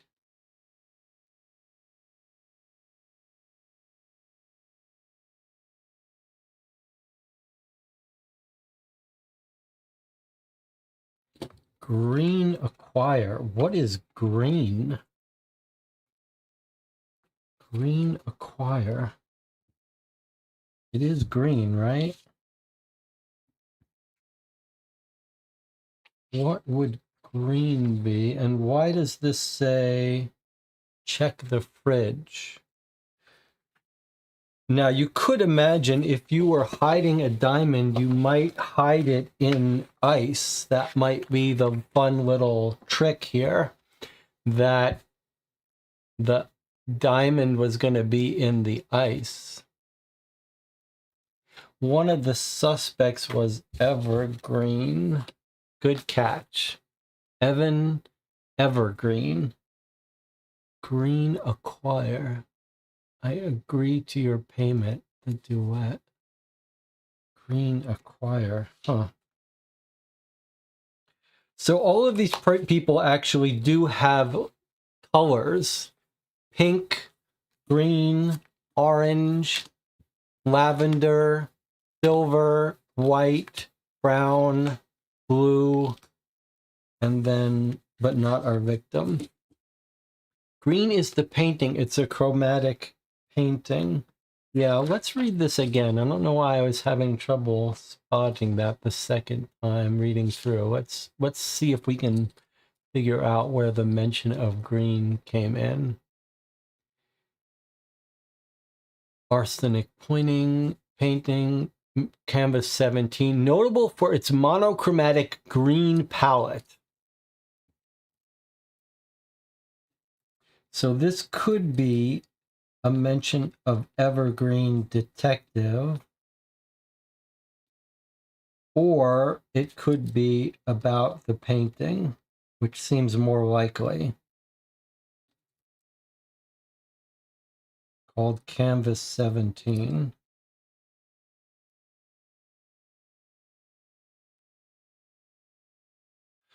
I wonder if they're trading, if he's saying, like, get the green. He's either, I wonder if they're not trading diamond for painting or vice versa. All right, so we've solved the cipher, relatively straightforward. What we have left is now the game notes that they've taken. And this thing, which we don't really know what it is, but we can imagine that this is what's going to be used to decipher it. Let me just make one other interesting point here, that acquired versus acquire. Okay, good. So I did a little shortcut, and the chat is saying that actually that's sort of an important word here, acquire. So actually it says acquired with a D. The last letter is a W, period. Green acquired. Okay, very good catch. So that's my sloppiness almost getting us in trouble.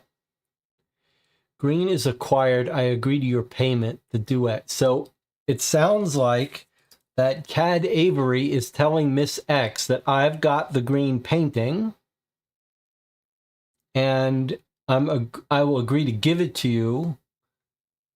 You've suggested that you're going to pay me the diamond to give you the painting. It sounds like Cad Avery is going to trade the painting for the diamond.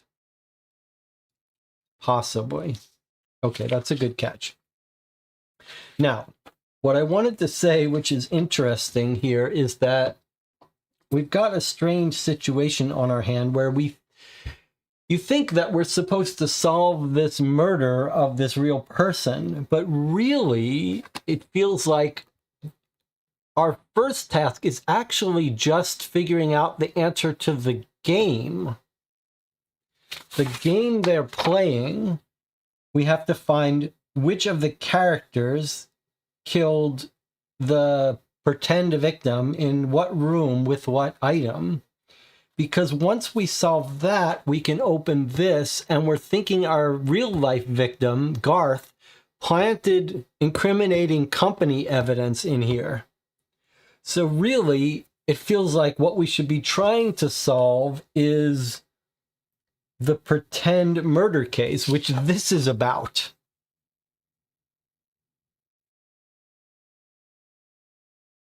So we should be trying to solve the game. That will get us this thing, which will give us evidence to solve the actual murder.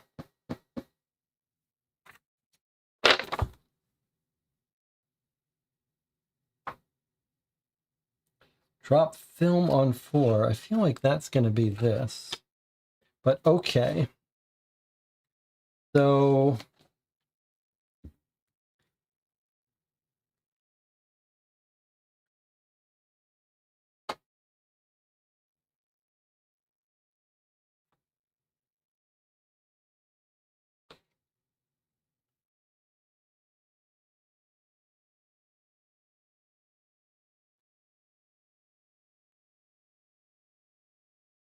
So I wonder if on our cards we should start noting who we think is who. So Connor, we believe, is the detective because on this photo he says me and Garth. We know Garth is the victim, so I'm just going to write that we think he's the detective. That's his role, which would be this card, Evan Evergreen. No one is allowed to lie to you. So if we see in the notes that someone is told Evan Evergreen something, that's probably the truth. And then that's our victim.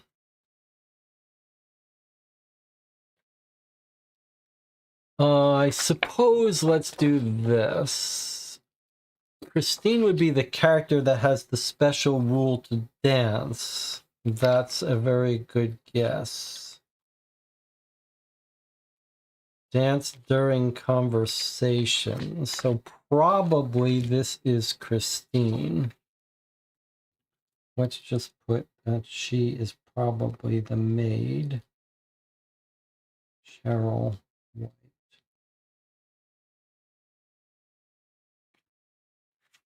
All right, let's see if we can understand what this is now.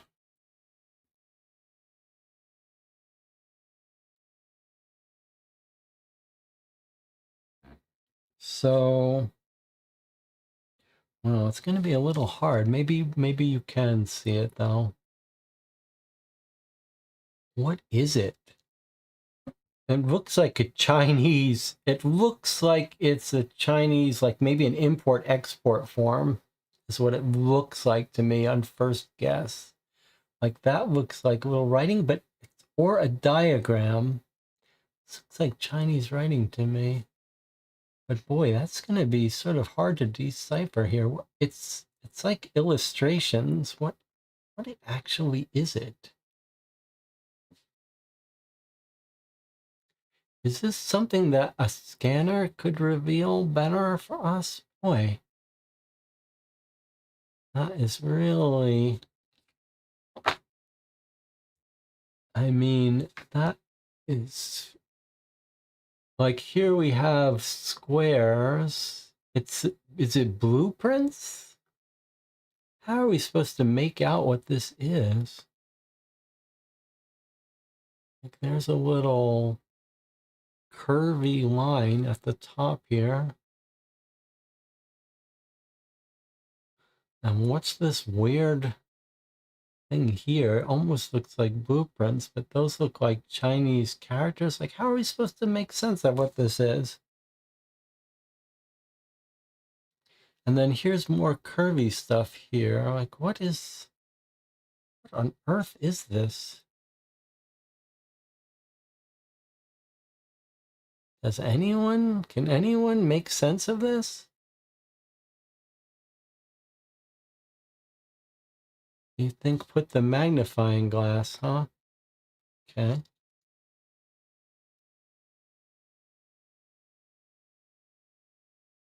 Oh, yeah, that does.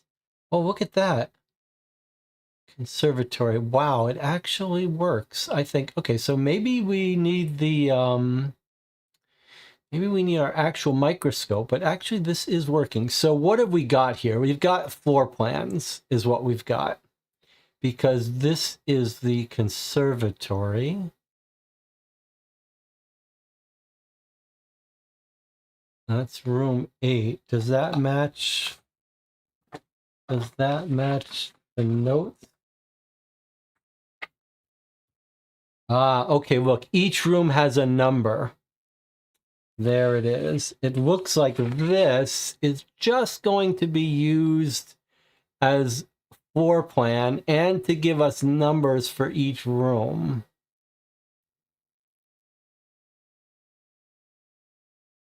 So the ballroom is number 7.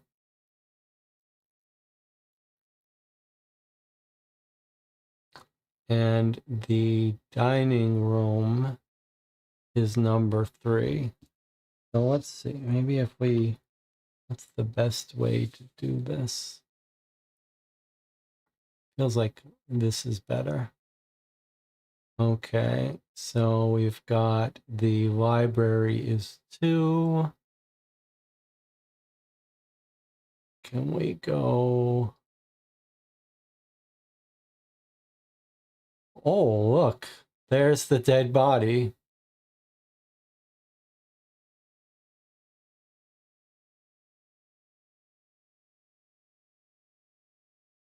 There's the dead body. What room is that? The office 9.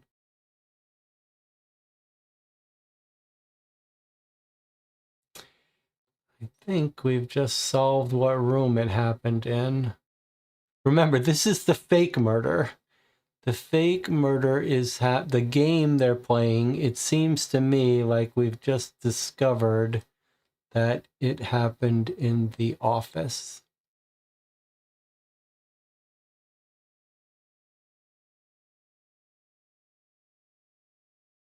All right, so if we have a good reason to, we can scan the rest of this. But I feel like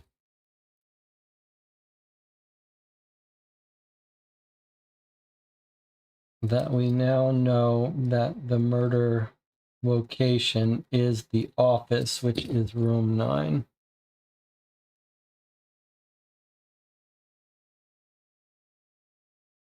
And there's the body next to the desk, which is what this piece of furniture here is. I suppose we could look around to make sure there's no other dead body in a different room. There's the parlor. There's the study. But how many dead bodies are there? There's only supposed to be 1, and we found it. Okay, and so might there be other evidence on this blueprints or scene of the crime? I guess you wouldn't really call them just blueprints if they've written in where the dead body is. But possible that there's more evidence, but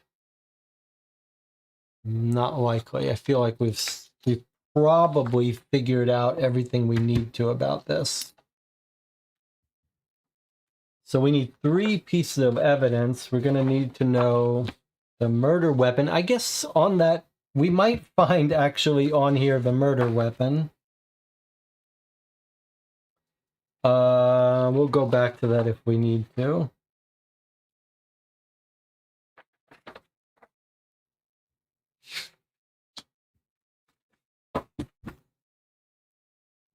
Barring that, it's up to these notes first. Okay, so here's Connor. He's the detective. We believe we know that Connor was playing Evan Evergreen. Let's take a look at what he said. Magnifying glass, is it important?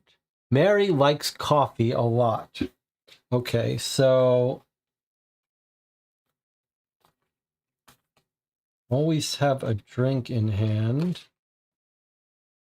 Mary could be playing Olivia and drinking coffee. No drinking. Okay, so you know it's not, well, no drinking alcohol. Jazz hands must sing answers, speak only in questions.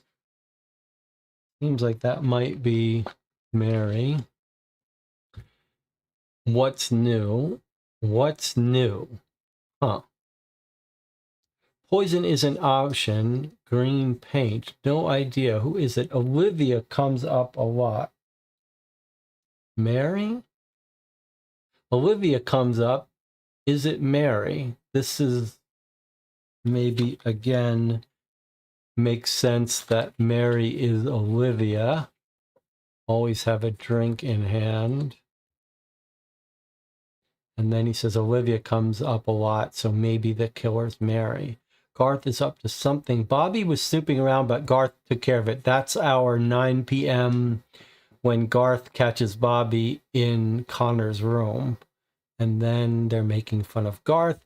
Mary's got a good voice. That sounds like it might be the singer.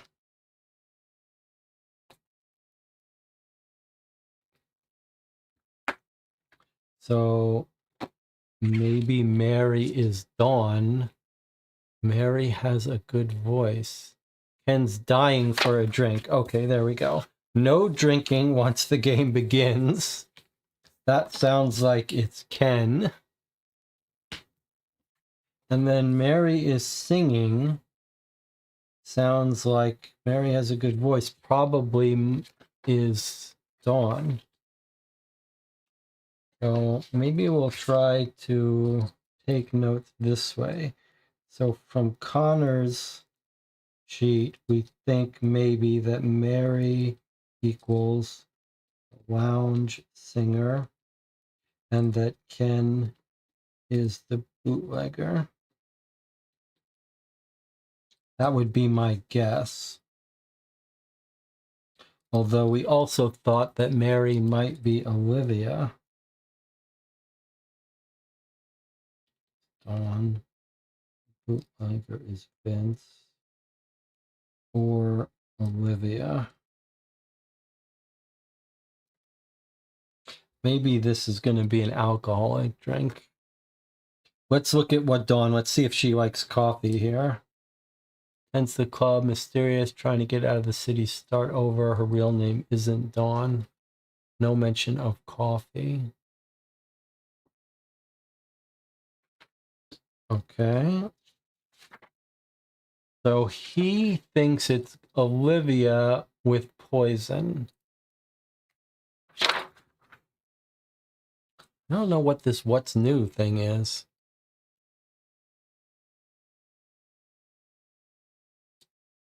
All right, let's go next. I guess we think we know these two. Let's put these aside. Okay, here's Mary, who we think is playing the lounge singer. And that's what she says. Connor likes coffee too. I think Christine knows a secret about the victim. Rich has ties to the mob, needs money, prime suspect. So Rich is playing someone who has ties to the mob.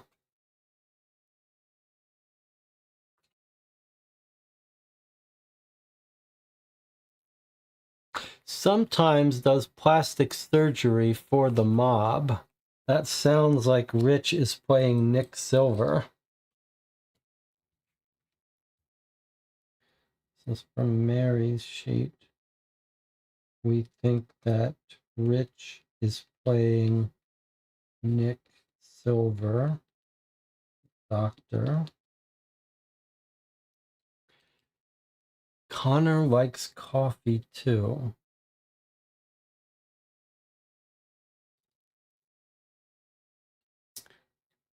She says an espresso martini is excellent. So she is allowed to drink. So I wonder if Mary isn't Olivia after all. Anna's jazz hands are out of control. Okay, so that was another one of our special persons. Jazz hands often. Okay, so we know now that Anna is Isha Orangewall, the actress.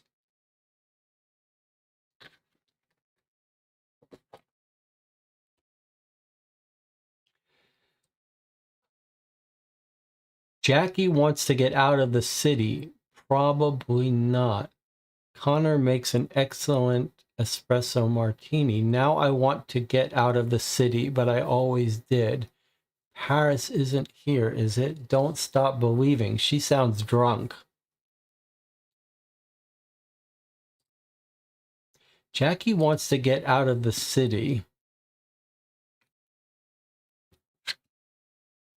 Olivia wants to move to Paris to get away from the local press.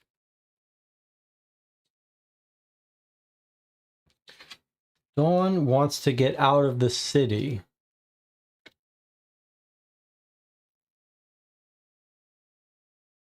Jackie wants to get out of the city. Now I want to get out of the city, but I always did.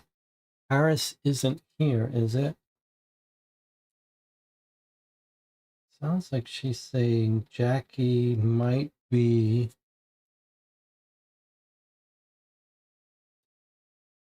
Dawn. She's certainly drinking. Let's keep going. Bobby's questions are annoying. Mary is really into this for some reason. Anna is really funny when she's mad. Now Mary can sing. Now Mary can sing.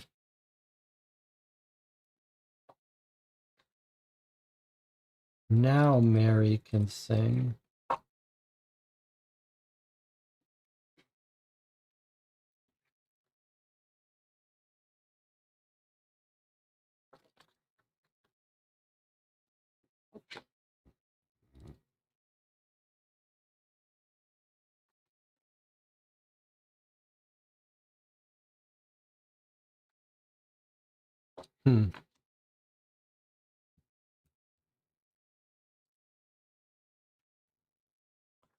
Mary thinks it's Rich in the billiard room with the pistol. Jackie thinks it's Bobby in the conservatory using nonstop questions. All right, Bobby is asking Jackie lots of questions. We have an entry from Bobby? Not really.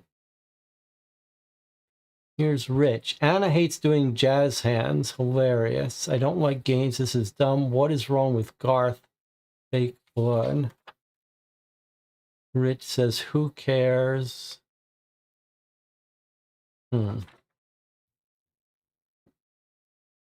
This is our last document. Cheryl is taking very serious notes. Who is Cheryl? Who is Cheryl? Do you mean Christine? We don't have a Cheryl.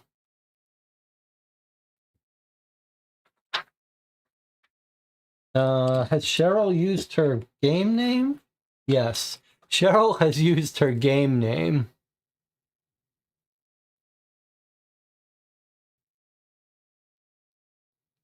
Cheryl has used her game name.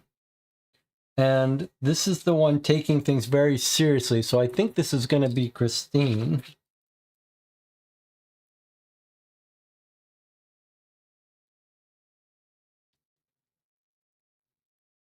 Who's the super detailed, productive person. So I think this is probably going to be Christine. Let's see, 7:45. Avery gave something to Evan. Is that suspicious? 7:45. Give E the magnifying glass. Avery gave something to Evan. So this person uses real names. Okay, so I mean game names. So Avery gave something to Evan. That's Evan. And Avery is our victim. So everything she refers to is by the player names. This is these two. So we knew that. Everyone here has a personal space issue. That's Christine. This is confirmation that Cheryl is Christine, because Christine is the one who doesn't like people invading her space. Olivia spoke with Avery and said, did you investigate the body at 8 p.m.? So at 8 p.m., tell E to talk to O. Olivia spoke with Avery. Did you investigate the body?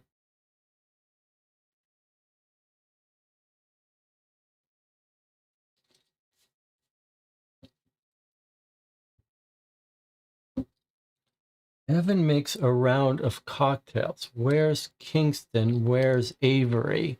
Okay, so remember that we're told that the two disappear and have the argument. One is Garth, that's Avery. So Kingston is going to be the other one that went into the room, Connor's room. So I think Kingston is going to be Bobby. They're the two that around 9 p.m. or in the middle of the game went into Connor's room. So I think that Kingston is Bobby. That's this person here. Speak only in questions. This makes sense with the person that says Bobby's questions are annoying, because Bobby is playing Kingston and his special rule is he can only speak in questions.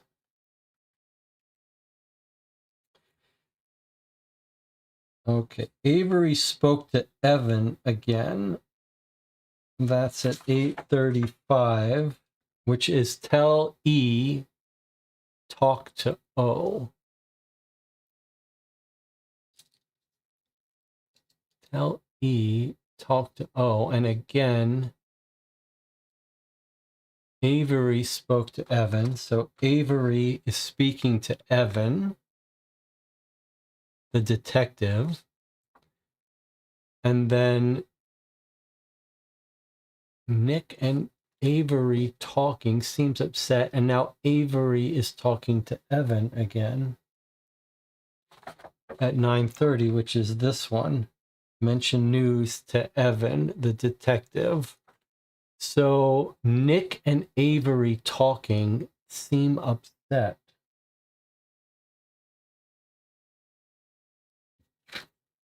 We think we know that Nick is Rich, the boss. Evan makes another round of cocktails.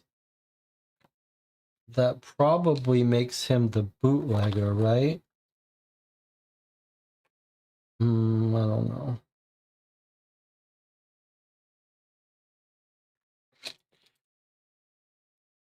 Avery lets us know there's an hour left. That's Garth.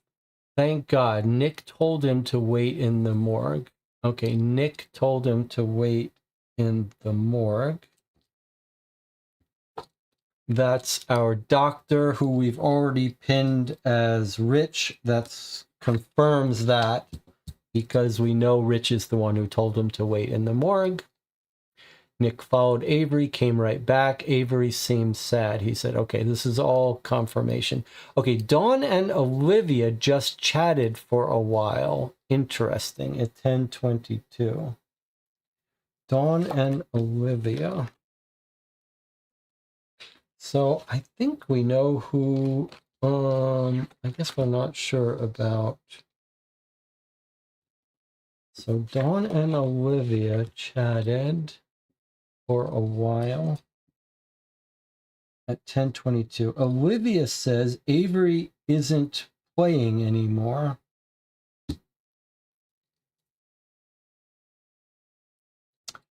1048, Christine says, Avery is dedicated to the victim role. I think that means that Avery went into the garage, saw that he was like lying down, not moving, and has concluded that he's just playing this role.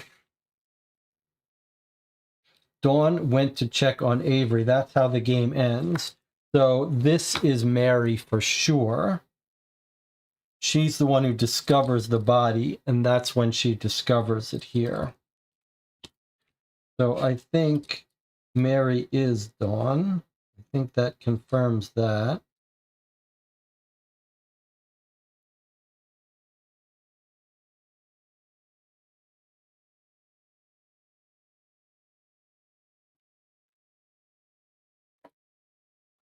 So that's Mary singing Jazz Hands. We know that one.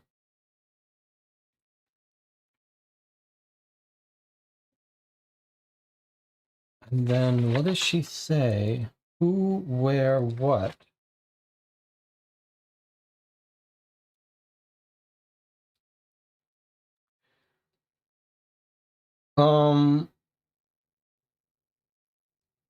We think Anna is Isha Orange. That's the Jazz Hands. Okay, that one we know. Which are we not sure about? Ken, we said, is the bootlegger. Because he's dying for a drink. Okay, I think that's. So the last one we're not 100% sure about is Olivia, who has to be Jackie.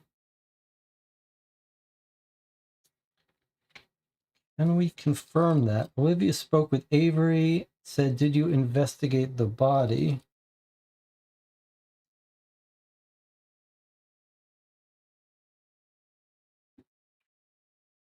She must always have a drink in hand.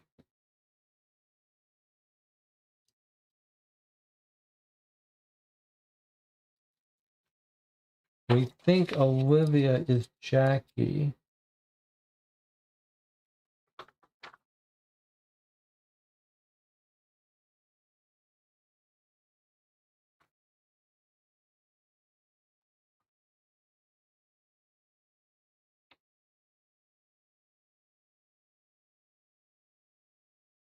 I think Christine knows a secret about the victim. Jackie wants to get out of the city, and that's the one who wants to get out of the city. She says, now I want to get out of the city, but I always did. Paris isn't here, is it? Okay, now, so we think we know how to match people, but I think the one piece of evidence, let's see, Jonathan says, I think it's saying Olivia was talking to Avery, but Avery's supposed to be a corpse, so Cheryl's trying to rationalize what that would be in game, comes up with investigate the body. Let me come back to that. I do want to do the other little detail here, which is I think the chat has figured out, which is that the special rules here may tell us who has the right answer about certain things. So let's take a look here. So he owes Avery money, and he knows nothing that's useful to us. Isha wants to win an Oscar, had an affair, it did not end well. She's works for the mob and does jazz hands. Okay, not useful. Now, he knows nothing. Not useful.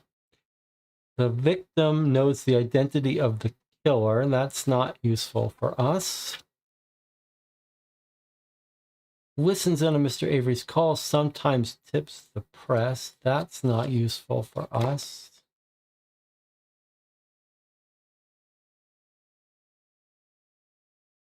He knows that Olivia wants to move to Paris. Doesn't seem helpful for us. Must do charades in conversations. Her real name isn't Dawn Lavender.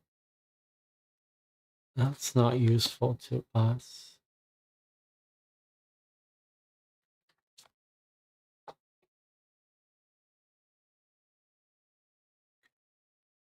Okay, so I was wrong about that. I thought one of these was telling us that one of these people might know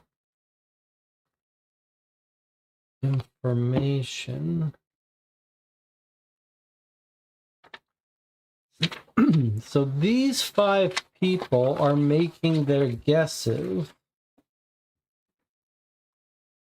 No real guesses for this person, but this person has guessed the killer is rich in the billiard room with the pistol. This person is guessing the murder was in the office. So we think the murder really was in the office. So why is she... Olivia spoke with Avery, investigated the body.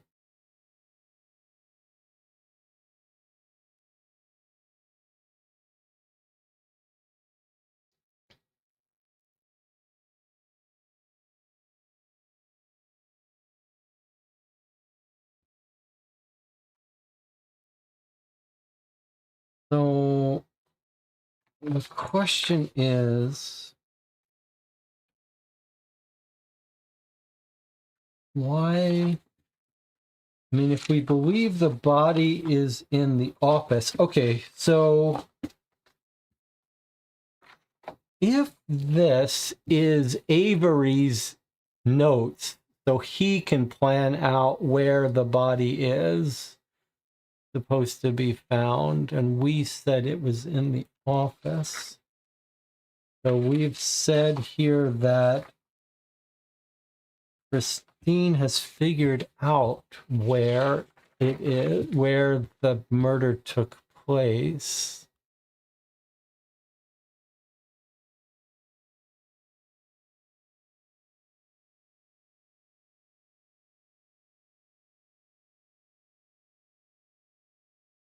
How do we figure out who the murderer is and what is the weapon? I mean, our detective is guessing that it was Olivia with poison, but doesn't know where. But why should we assume that he knows who it is?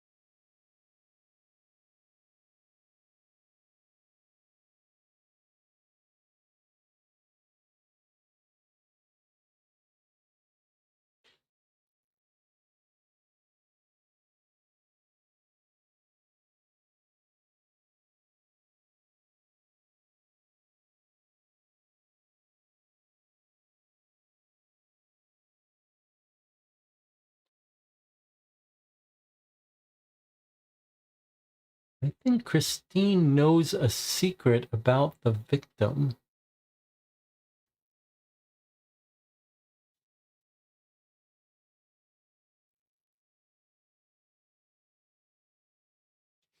I think Christine knows a secret about the victim.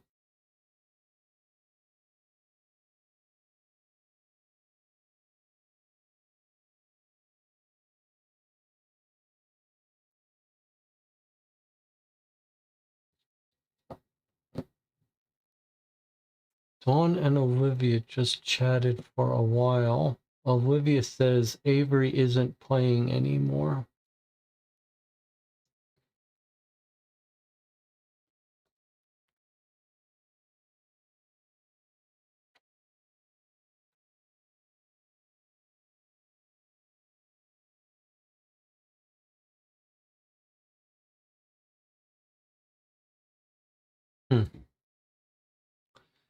All right, let me see what the chat is saying.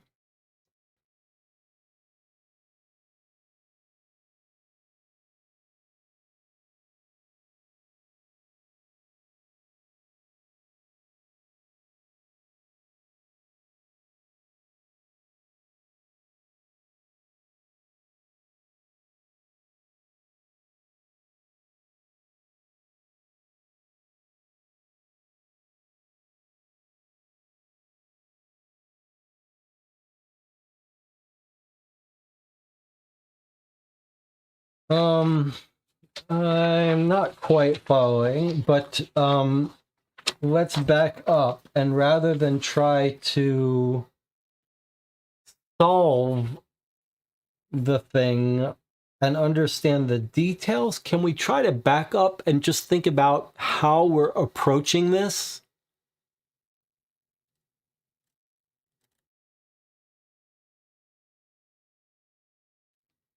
How are we approaching this? We're trying to solve the in-game murder mystery. We know our in-game murderer is probably a woman that Cad Avery is talking to, and he's saying, I've acquired the green. I agree to your payment. The duet. This feels like our in-game murder victim, the rich art collector, is saying, I've acquired this stolen painting and I will trade it for the diamond. And we do have a woman who desires diamonds above all else.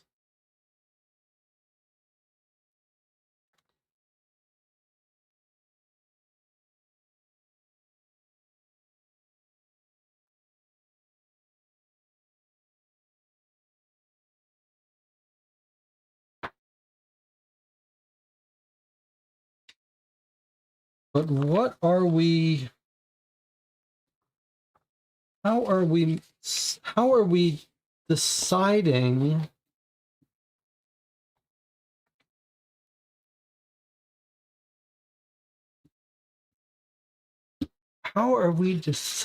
who the killer is and where? We're deciding where based on our blueprint showing a body in the office.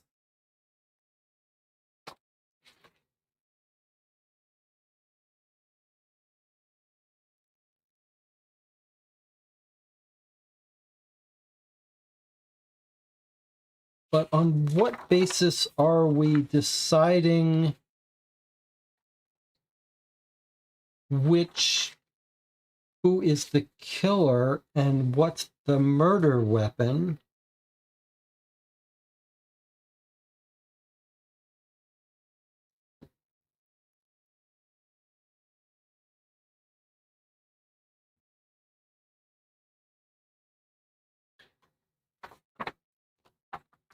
Just by looking at this, it almost feels like Olivia is the killer, just because the script of the game has the detective talking to Olivia several times.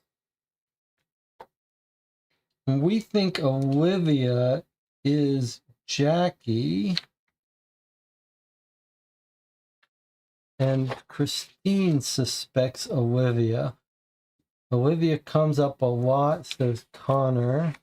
No, Connor suspects Olivia.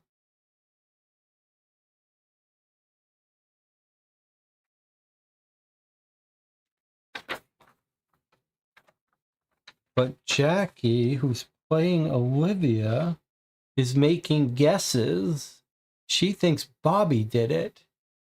But if she's the killer, should she be filling that in?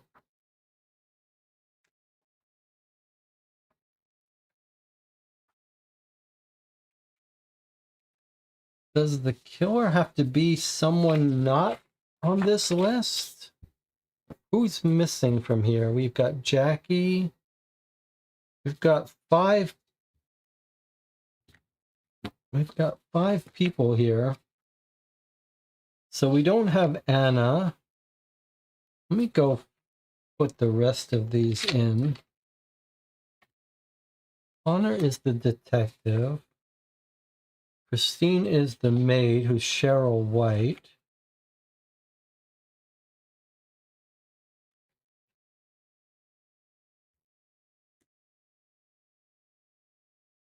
Ken is the bootlegger. We've determined.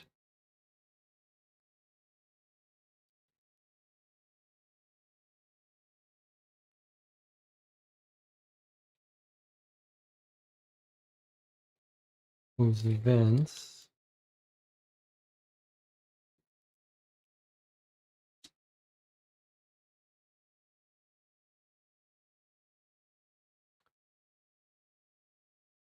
We know Rich is Nick,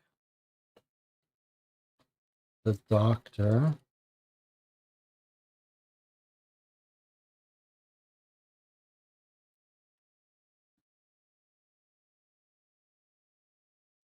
We know Anna is Isha Orangewell,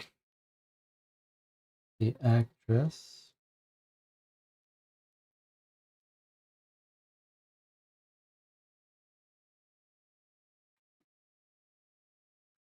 We know that we already did Cheryl.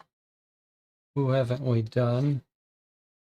Bobby is Kingston, the professor who only asks questions.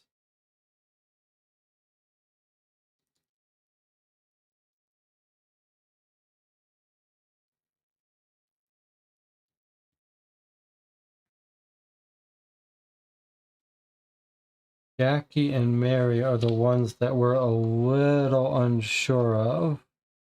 But I think the one with the nice voice has got to be Mary.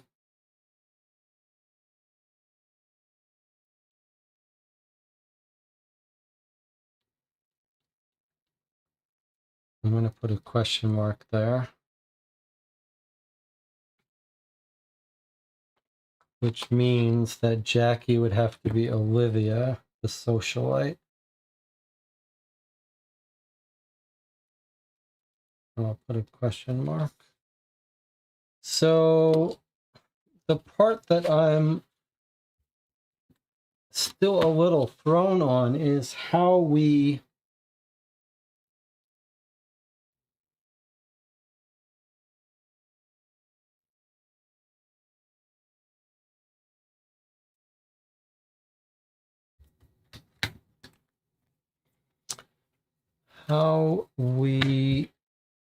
are approaching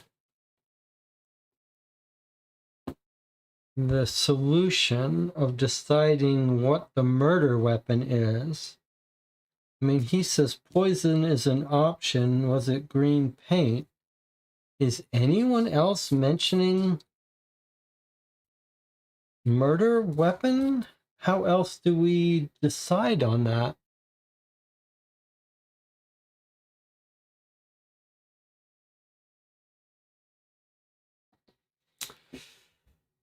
Can we look at the list of weapons? Miss X is probably Olivia who wants diamonds.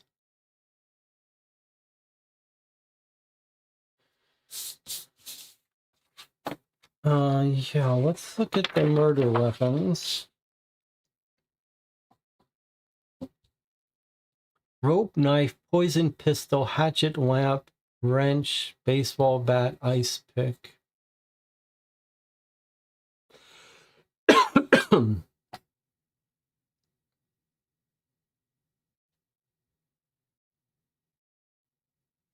So one possibility is that there's, the weapon is in here somewhere.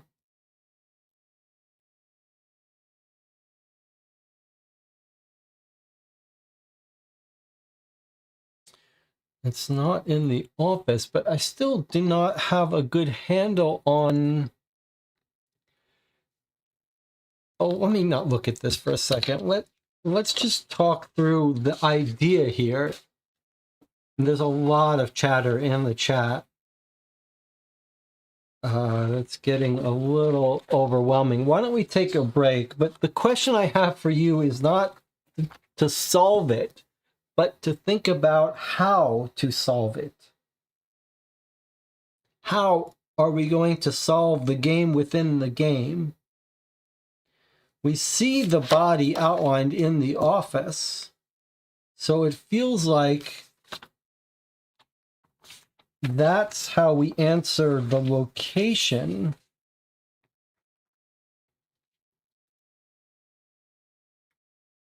But are we to figure out from these documents who the in-game suspect is?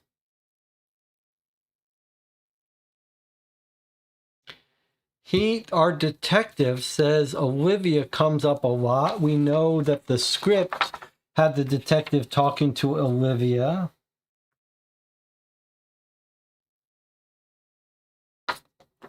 So, and Olivia likes diamonds.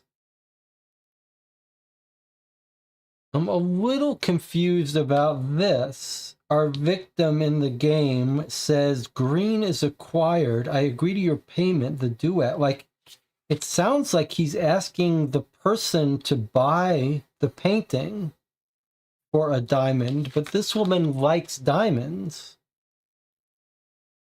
So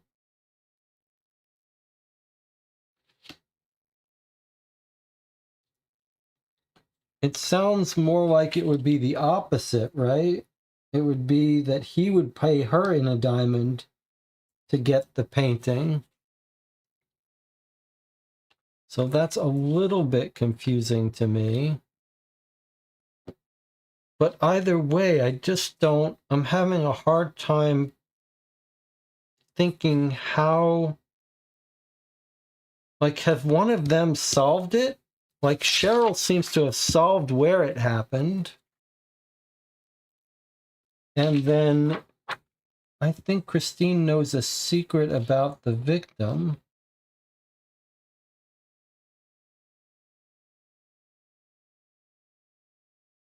I just don't, like, how could we, where is there enough information here for us to decide on a murder weapon?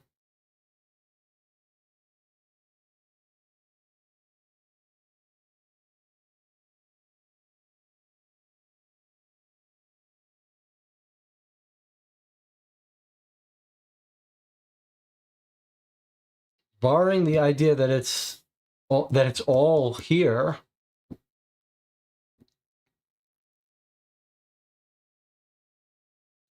All right, well, let's take a break. I'll see you in 8 minutes, and it feels like we should have enough to open that box, but I don't quite see it. I'll see you in 8 minutes.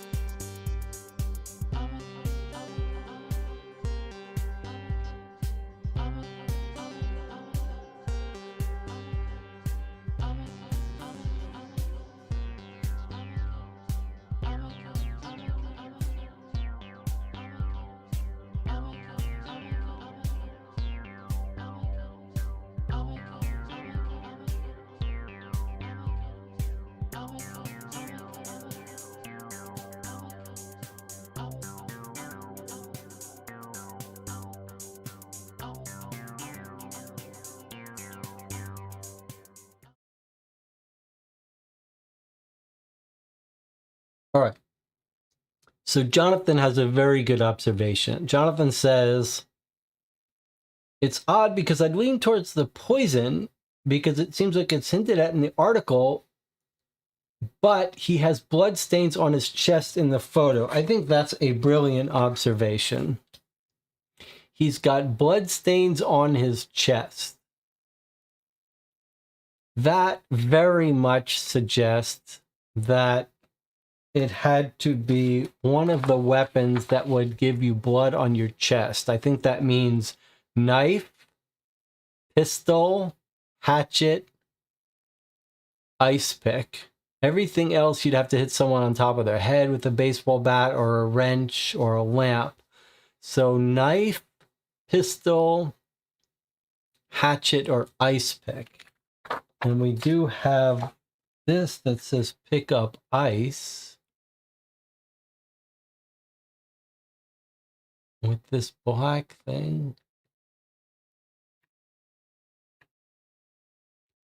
Jonathan says it's not just that it says pick up ice, it's that ice pick.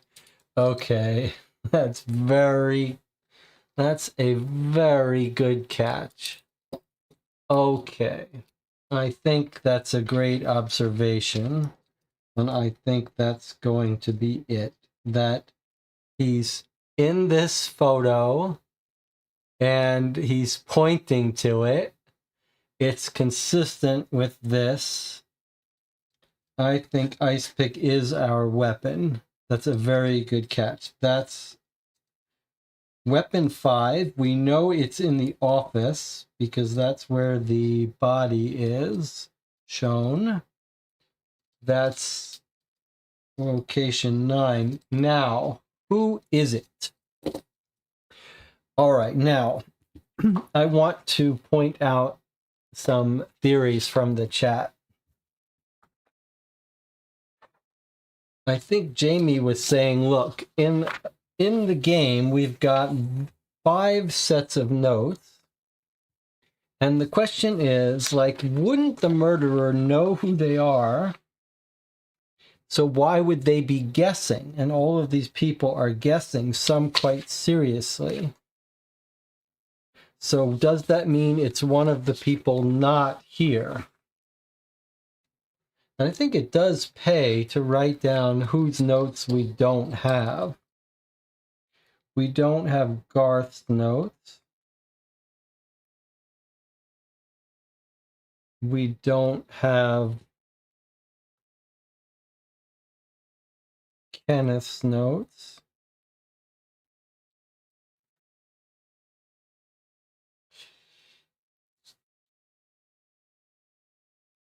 We don't have Bobby's notes. I guess that's, and we don't have Anna's notes. Okay, now, so one idea might be that Garth didn't kill himself. So one idea is that it should be one of these 3 people. And we know what roles they played because they're the only ones not taking notes. But I do want to propose an alternate explanation. So if you look at these people, Rich is not even playing. He's not really guessing. And if you look at his notes, he just says, I don't like games, this is dumb. So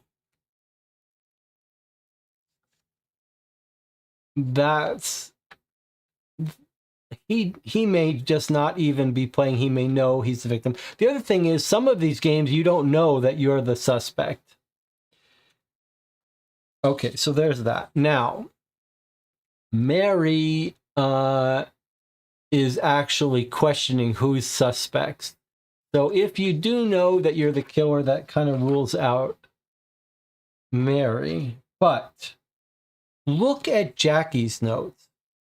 Jackie, we think, is playing Olivia, which sort of in-game makes her suspicious. She's the one that likes diamonds.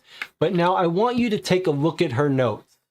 Bobby's questions are annoying. Mary is into this. Anna is funny. Now Mary can sing. She's not making any notes about who she thinks the killer is. She's not making any game notes. And look at her answers on back. Bobby in the conservatory, nonstop questions. It's almost like she's writing a joke here. So I think if Jackie was the killer and knew she was, this is still consistent with that. I don't think she's making real guesses. So I still think that Jackie playing Olivia is a very good candidate. Now, Cheryl is taking this much too seriously. She's clearly doesn't know she's the killer. And the detective is clearly not the killer. Olivia comes up a lot. Now, he's guessing it's Olivia, but he's guessing poison, which we know is wrong. Cheryl is the one who's playing most carefully.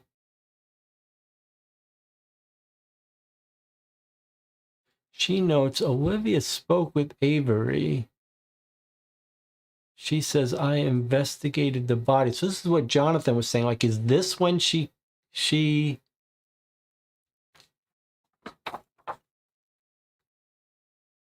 character names only, start chatting, tell E to talk to O, tell E to talk to O again. It feels like Olivia is our killer.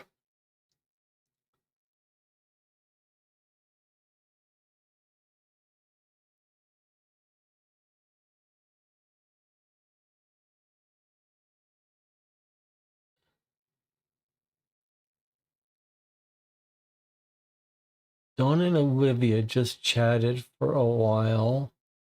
Olivia says Avery isn't playing anymore.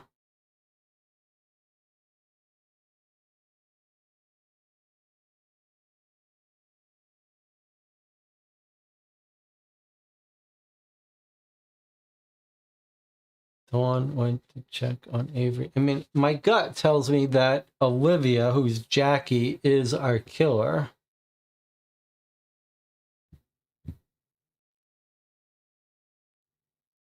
But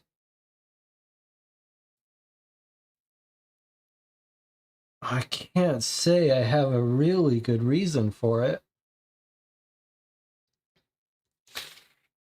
Except that she's not taking it seriously. I think these are her joke guesses. Let's look at her card again. She is always supposed to be drinking.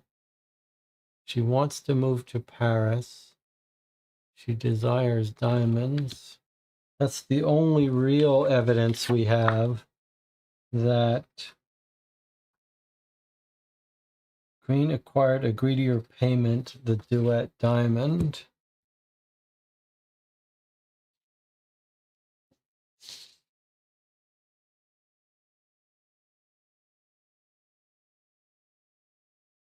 But is there evidence that it's Olivia? Dawn and Olivia chatted for a while at 10:22. How does that help us, though? Olivia spoke with Avery, investigated the body.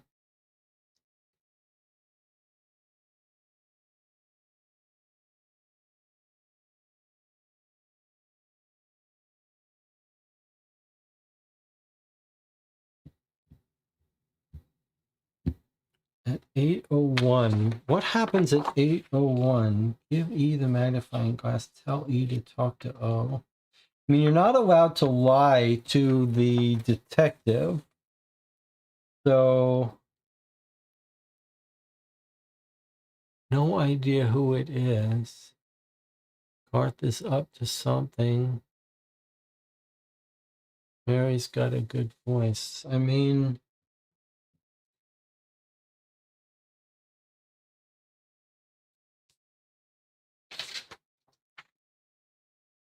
we could certainly put in the guess that it's Olivia and see if we're right. Okay, so Jamie seems like he had a breakthrough, but it's not being explained. Please try your best to explain what you're concluding. Jamie says, no, it's not Olivia. Olivia isn't Mrs. X. The trade already happened, and Olivia killed him to get the diamond. I think what Jamie is trying to say, although not saying, is that Olivia likes diamonds. And so you think that the trade already happened. And so Olivia would kill him to get this diamond. And that then we don't need to know who Mrs. X is.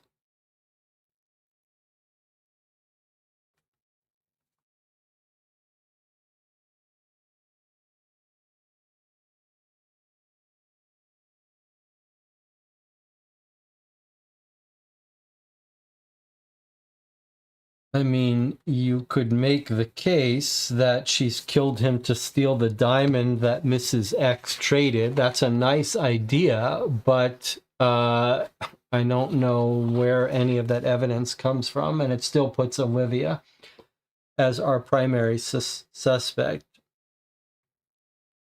So that's a reasonable guess, but boy, does it... I mean, it's just more steps involved. John says, I guess this is hard to explain in chat, but I think 801 is Christine seeing Jackie talk to Garth. And Christine is saying, why would you be talking to the corpse if he's already dead? She's rationalizing what Jackie could be talking to Garth about, saying she must be asking questions about the body.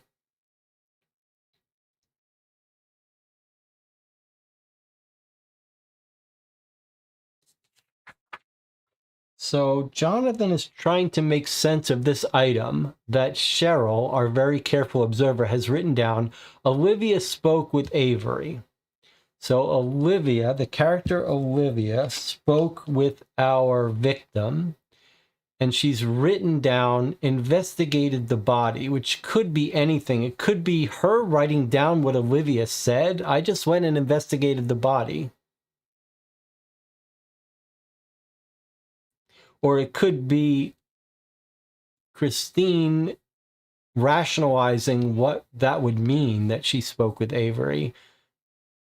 Either way, it does make Olivia suspicious.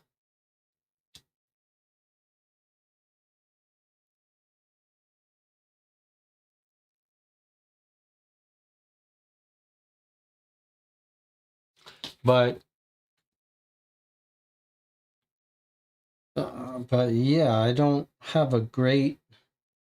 I think we're just going to try this. Olivia is our best guess. I just don't have good proof about it, but let's see if it works. I suppose before we do that, we could say if we suspect that Olivia is Jackie in the game, we could look again at her last statement.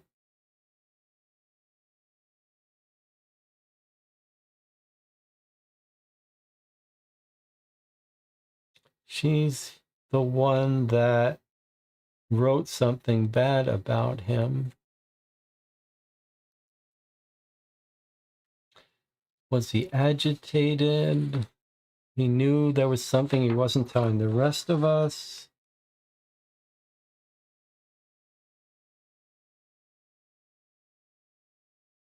He was acting unusual. He was sad to go to the morgue.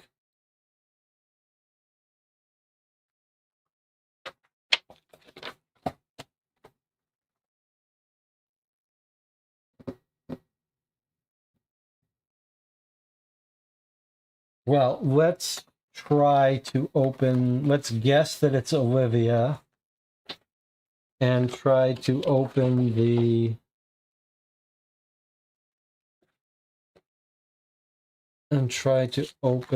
the box.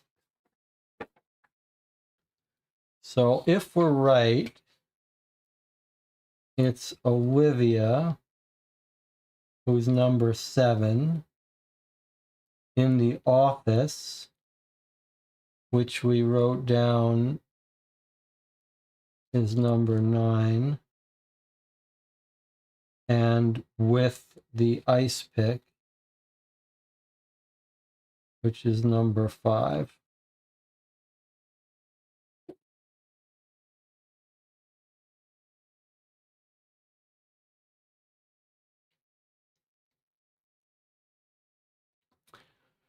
Dawn's card says Dawn isn't her real name. She could be Mrs. X. She's the only one hiding her identity. That's a nice point. I mean, that would be consistent with Jamie's claim that what happened here is that these two are sort of in cahoots to kill and rob our guy. That Dawn is paying for the piece of art as Mrs. X. He's paying the diamond, and then she is killing him to get the diamond. It's an interesting idea. All right, well, let's try it. So we want the number 7 here. Then the office is 9. And then the ice pick is 5.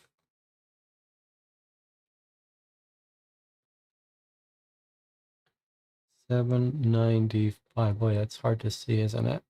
Okay, so this is Olivia in the office with the ice pick. No. Assuming that's... Oh, no, sorry. It should be lined up here. 7... Boy, that's hard to see, isn't it? 7, 9... Why is that so hard?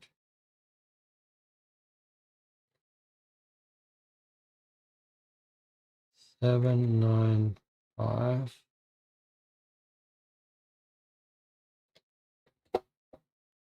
Okay, so that's it. It was Olivia in the office with the ice pick, as we thought. And we've got Olivia as Jackie. All right, so this is going to be the key evidence that's going to let us find who actually killed Garth.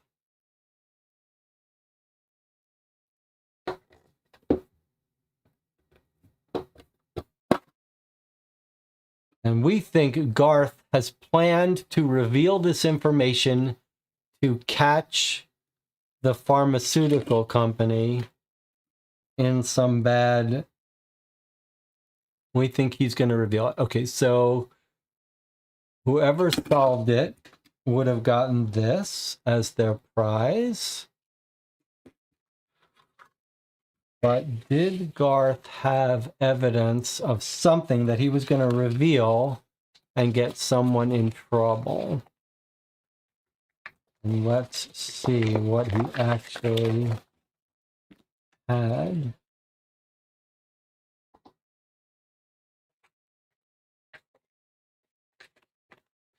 So as we suspected right from the start, he's probably intercepted some interoffice memo revealing that they were up to no good.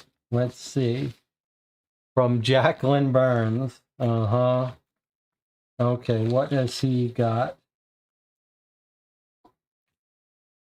So it's a letter from Jacqueline to her boss, Rich. Connor's party. First things first. And he's circled first. If we are not testing these opiates, somebody else... If we're not testing these opiates, fentanyl is an opiate, somebody else, even yet our underqualified arch nemesis Goody Academia, is near to overtaking now in generics. How then are the tablets helping everyone move on to excruciate less? Anyways, are you going to Connor's party? Okay, I think this is an encrypted message. I think maybe it's the first letter. Yeah, it's the first letter of each word. This is a weird sentence. It sounds like it's about it, but it's actually the first letter of things. So she's writing a code here. IWANTCOSEEYO,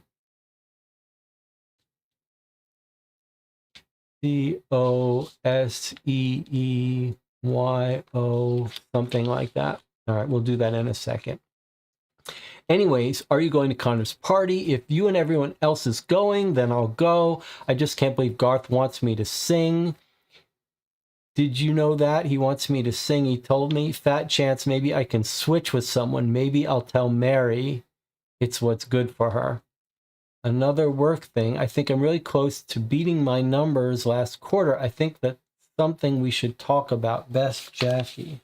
Okay, let's figure out what she's writing in this coded message. I think she's saying first letter of each word. IWANTCOSEEYO.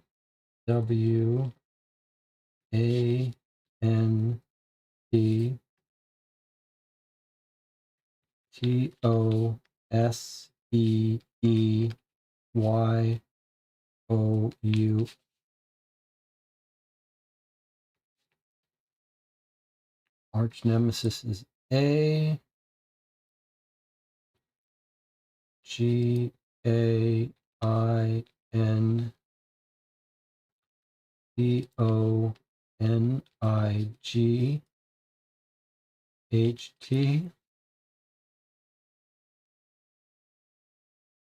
GHT ATTHEMOTEL.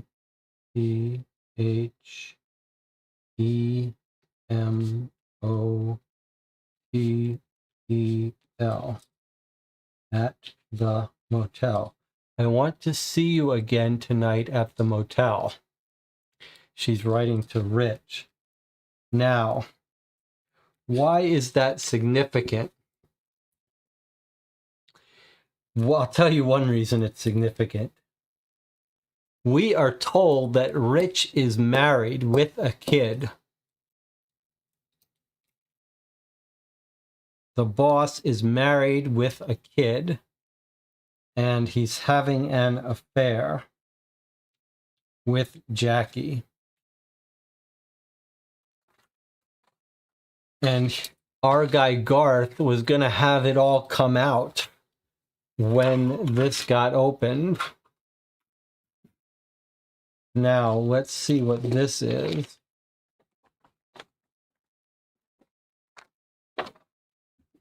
Bio 1 page. Okay, so Garth has caught Jackie and the boss having an affair, and the boss is married. But I don't know if that's motive to kill, but what's this about? So he's caught. What has he caught? He circled Ken Love Patniks going into medical storage, into the sample supply. Monday, Wednesday, Thursday, Friday, sample supply, sample supply.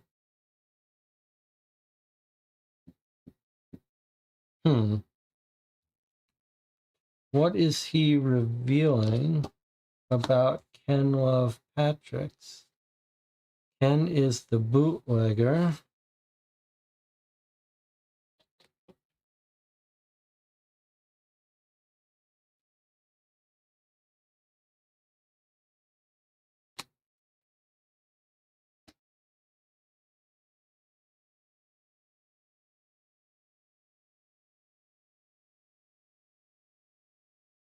I mean, lots of people are going into the sample supply, supply check, sample supply, sample supply.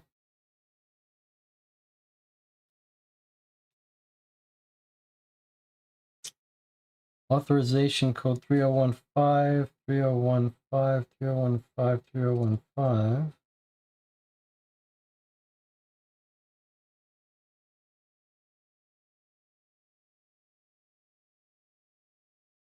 Why is this incriminating? Let's look at the interview of Ken Love Patrick's witness statement.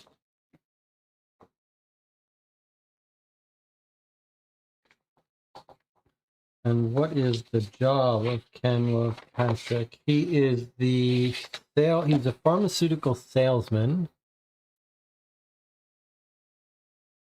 He's a loner.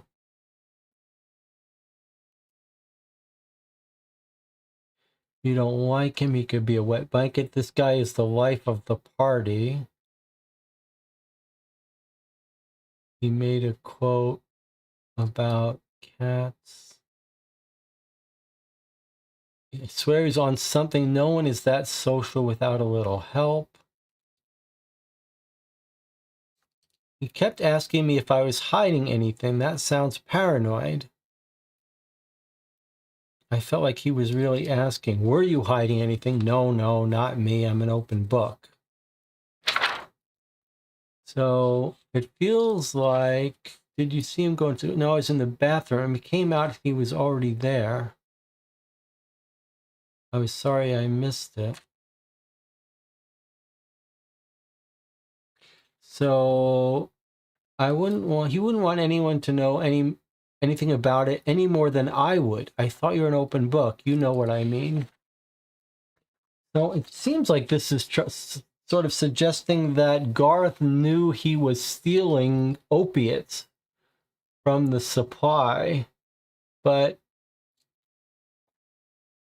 how are we supposed to know that? Is there anything written on the back of these? No.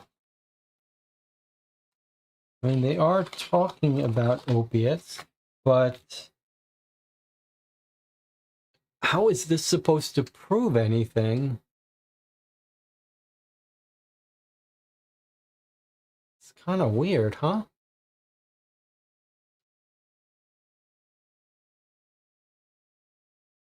I assume that he's trying to suggest that this guy has stolen opiate samples, but on what basis? On what basis is this proof?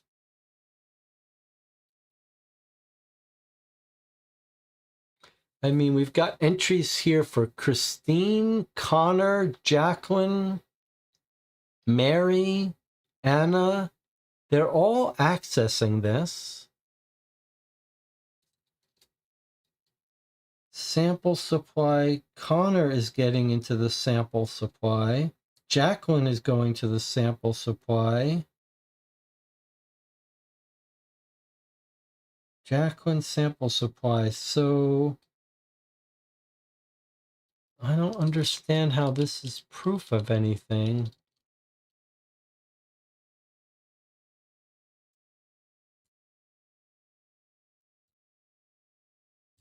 Hmm.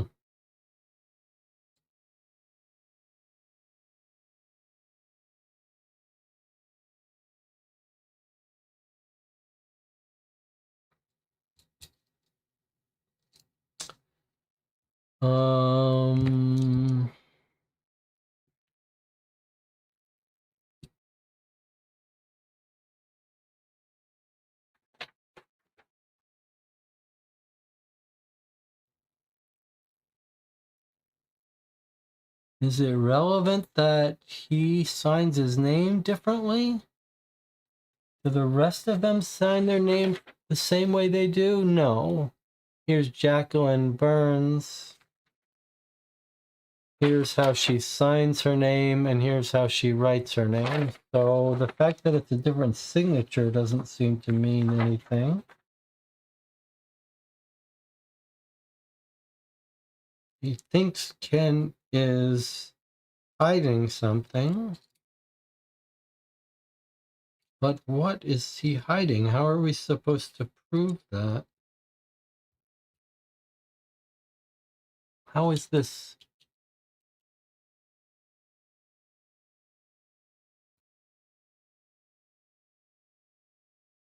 Jacqueline has 2 entries. Connor has 1 entry.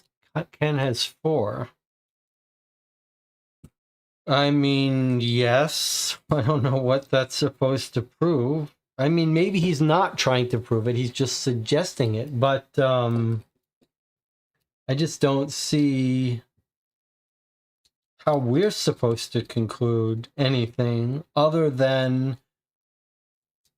Garth is trying to reveal people's secrets. But I just don't see how this is proof of anything.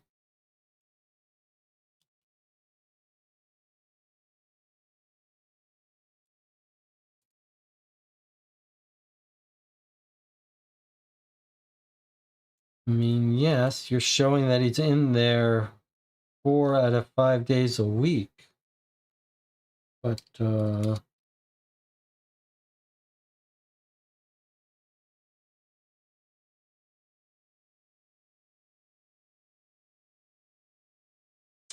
here's something a little interesting.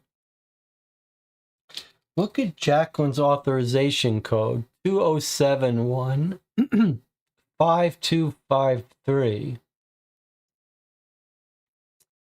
Look at Gus. Every time he goes in there, it's a different code. 1001, 199, 2001, 2999, 3001, 3999, 401. It's like incrementing each time he gets access, right? Look, every time he has access, the number's going up.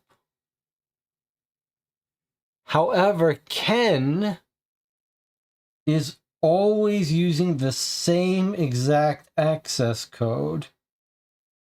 I think that's the secret. Everyone else is getting a unique access code every time.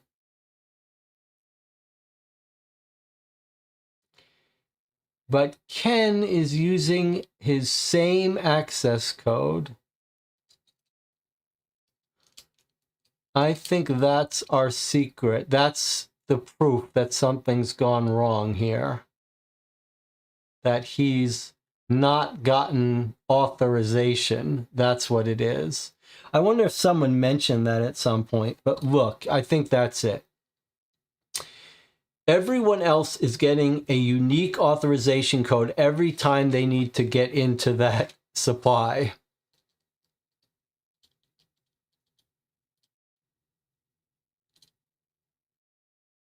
In fact, it might be based on the day. Yeah, look, Monday is 1. Everyone who goes in on a Monday uses a 1 code, except for Ken. Everyone who goes in on a Tuesday is using a 2 code. Everyone who goes on a Wednesday is getting a 3 code. Everyone who goes on a Thursday is getting a 4 code. Everyone who goes in a Friday is getting a 5 code.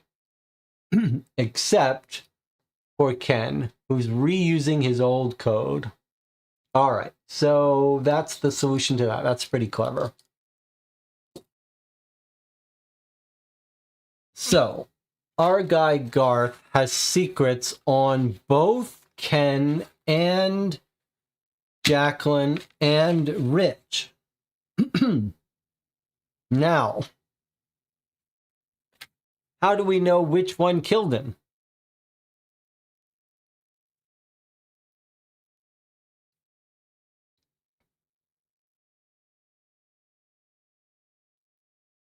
How do we know which one of these people who has motive killed him?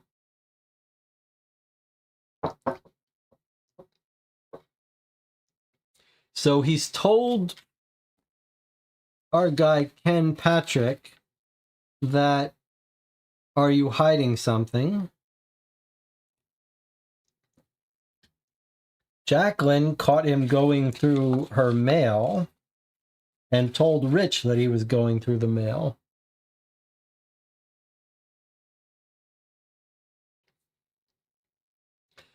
One way to go back to the scroll DA, that's a very good idea. That's a very good idea. I was going to say the one piece of evidence we might have is that Ken is stealing fentanyl.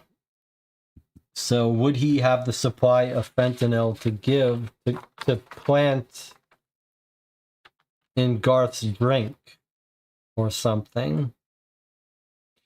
But the chat is saying, Jonathan is saying, go back to this. What was he writing with DA? All right, so he could have been writing Dawn.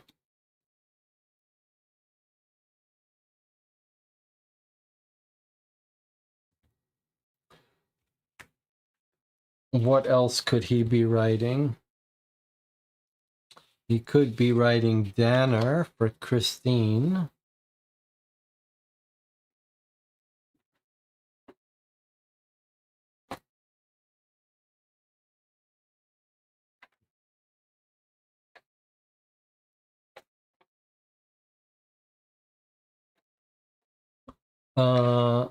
Neither of which have good motive.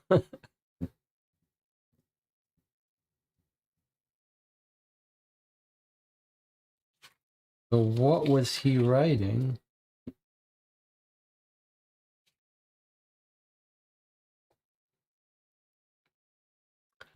What was he writing?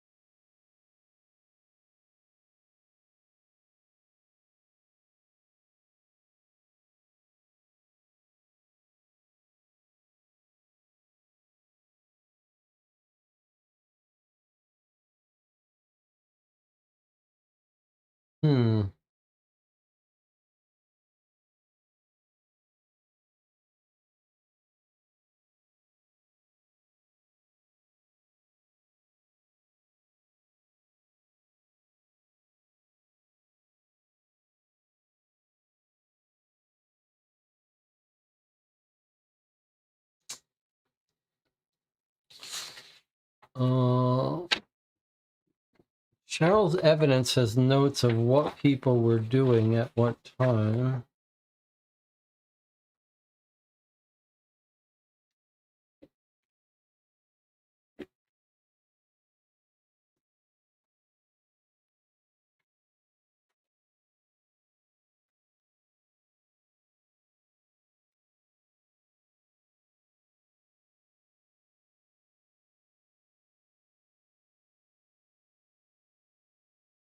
Is it possible that multiple people set him up for death? Dawn and Olivia, but Dawn is Mary. We don't think she has a reason.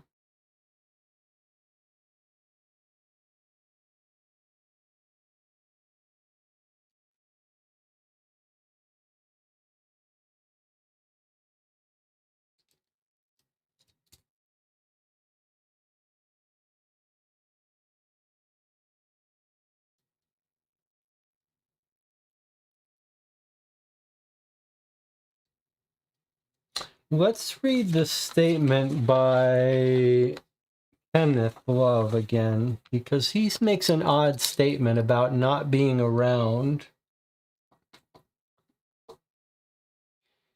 He says, he asked me if I was hiding anything. He must be on something.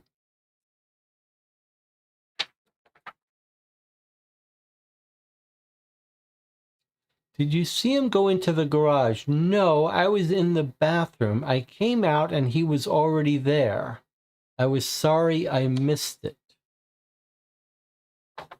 Now, we know when he went into the bathroom. Let's see if we can trace that back. Kenneth claims to have been in the bathroom, but we know what time that he was sent into the garage. Oh, it's not written down here. It's on one of our sheets. I believe we said it was at 10 p.m.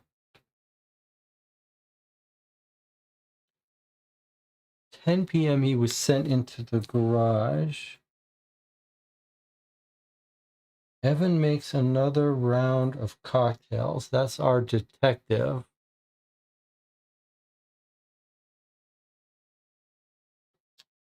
Ken is the bootlegger, Vince, who isn't allowed to have a drink. There's no note of what he was doing at that time.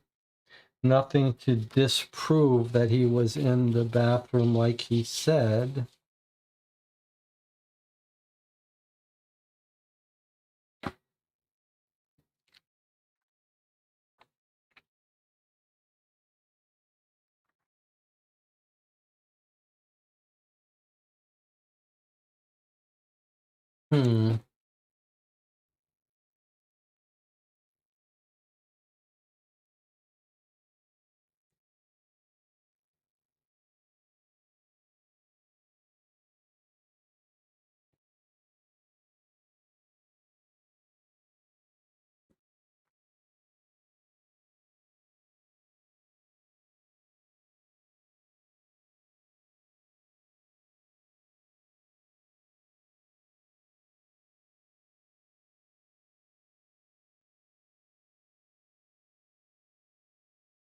Avery says there's an hour left. Nick told him to wait in the morgue. 10:05, Nick follows Avery and comes back, says Avery seems sad. Dawn and Olivia chatted for a while. Olivia says Avery isn't playing anymore. What does that mean? And why did she cross out Dawn and write Olivia? Avery is dedicated to the victim role. That sounds like she's gone in there and checked on him and he's just pretending to be dead.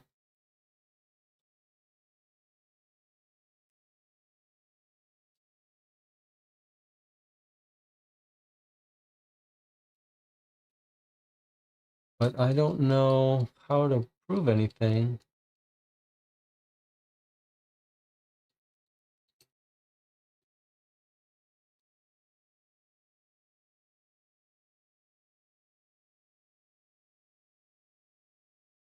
Jonathan says, I find it odd that she crossed out Dawn first. I do too. I don't know how to make sense of that.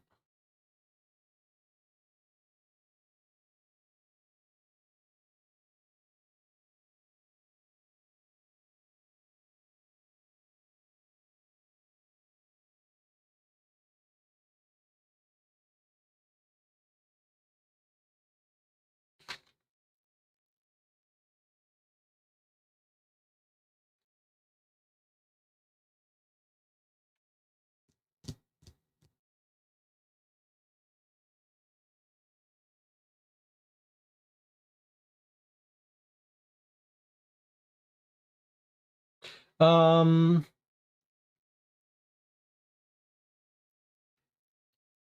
we know from the medical report more specifically about when he died? This is between 9:45 and 10:45, but as soon as he got the fentanyl, he would have been dead within 5 minutes, we're told.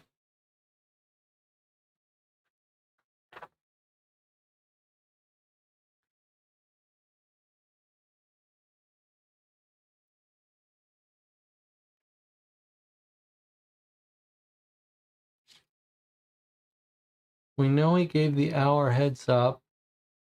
We know he never made it to 10:30.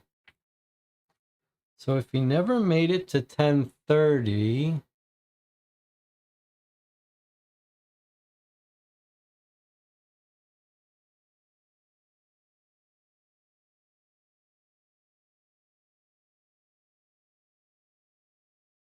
and Nick followed him in at 10:05, he gets sent into the garage.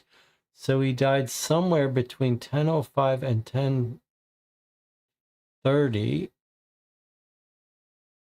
Olivia says, there he is, 1041. That can't have, well, no. She says he's not playing anymore. Is she implying that she talked to him? Because then that would make her the killer.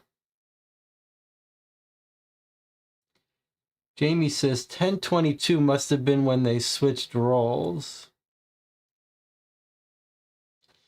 Yeah, I think that makes sense. I see. Then that's why they've switched roles here. Because she's using the names of people. So it used to be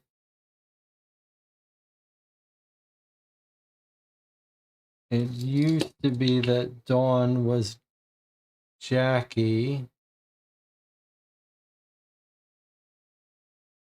and then Jackie took over Olivia.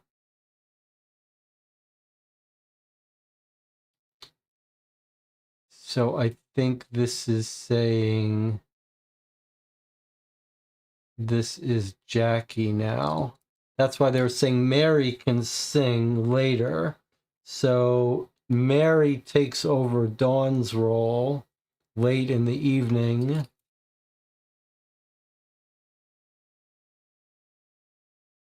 And they swap. So Jackie used to be Dawn. Now Jackie is Olivia.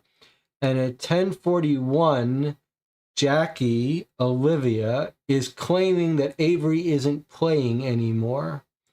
So this is a little ambiguous, but what if this means that she's claiming that Avery isn't playing anymore, then she's the killer? Because if she says that Avery told her he wasn't playing anymore, we know he's dead by then. Because he hasn't checked off this box. On the other hand, if she's not claiming to have heard from him that he's not playing, then it could have been Nick that followed him and killed him. Is there a way? Let's see what she actually says, Jackie.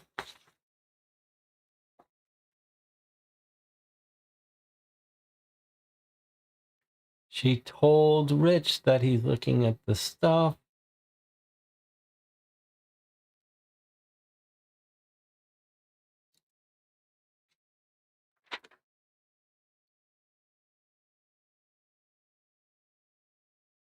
Garth was acting unusual. He's pretty sad to go to the morgue. Anything else? I don't think so. I know it might sound like I'm being hard. I think he needs help. He's paranoid. She doesn't really say.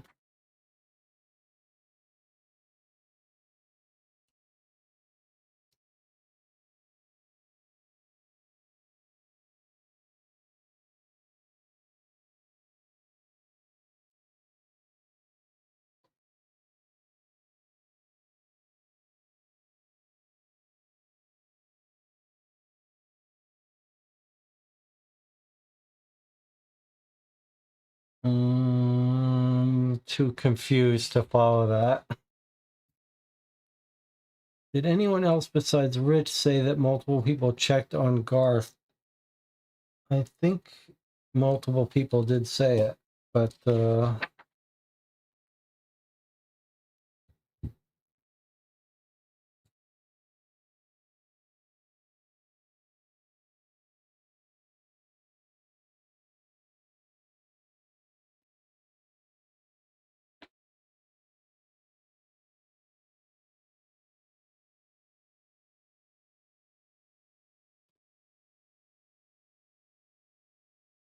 I guess there's a little bit of confusion about the switching between Mary and Jacqueline going between Olivia and Dawn.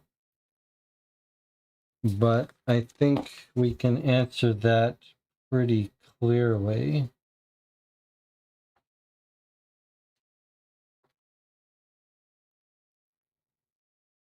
And the way we can answer that is here. Now Mary can sing. So Mary takes over the singing role later, which means that Mary took on the role of Dawn later. So I think if you're making this list, it looks like this.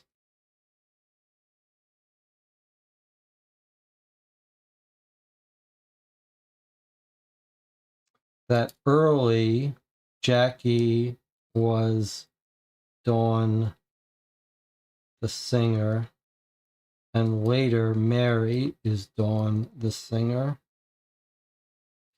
And earlier Mary is Olivia the socialite, and later Jackie is Olivia the socialite. And by later, what we mean is specifically at 10:30.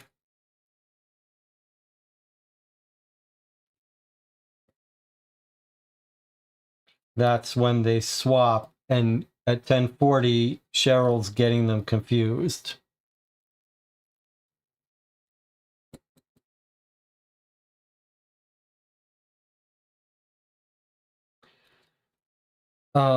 Why is this relevant for us? Not really, except for following who said what.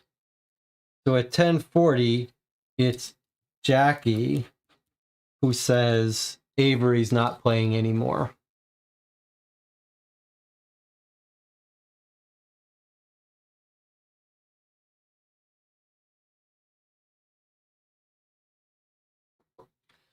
So I'm saying that 801 Olivia is speaking to Avery, which Cheryl doesn't seem to think makes sense. So wouldn't it make sense for Olivia to be Jackie at that time?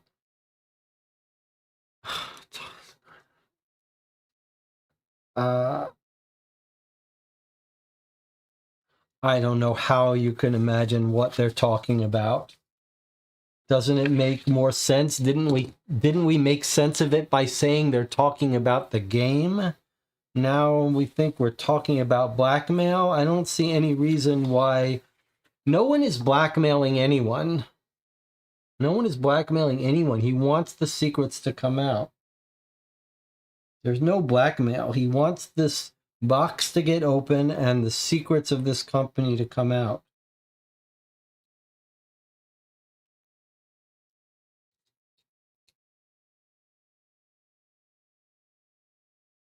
I'm not sure how this part of it helps us at all in any way, no matter who it is.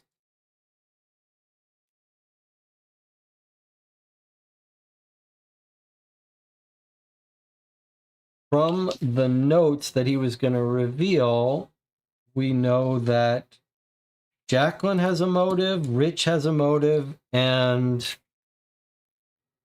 Ken has a motive. It would feel to me like Ken is the one that is stealing drugs, so he would have the real biggest motive to kill him and have the stuff to kill him.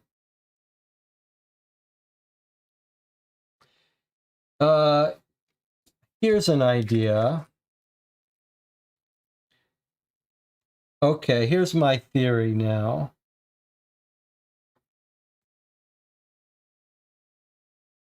I think that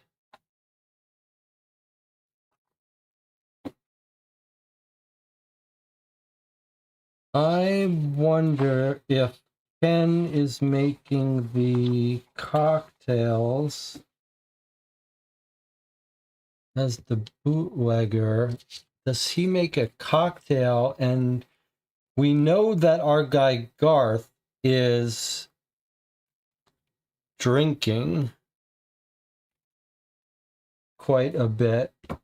I wonder if someone hasn't put the fentanyl in his drink. Who Who gave him drink? That's the question. Like you can see he's drinking all night. There's alcohol in his system. Can we catch the person who's giving him drinks? That's the question.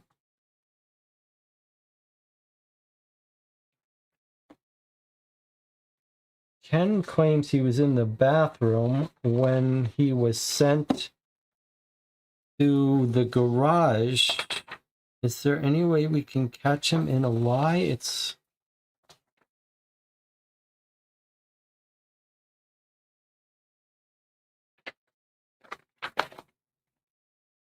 Does anyone tell us that they saw someone go in to visit him?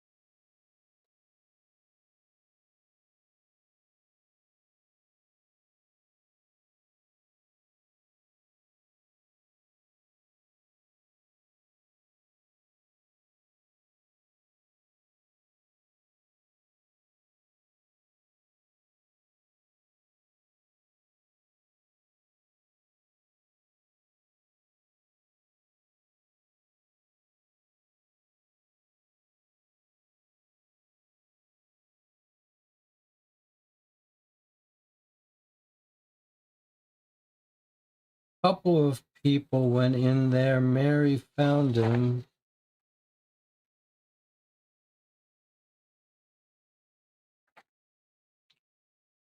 Hmm.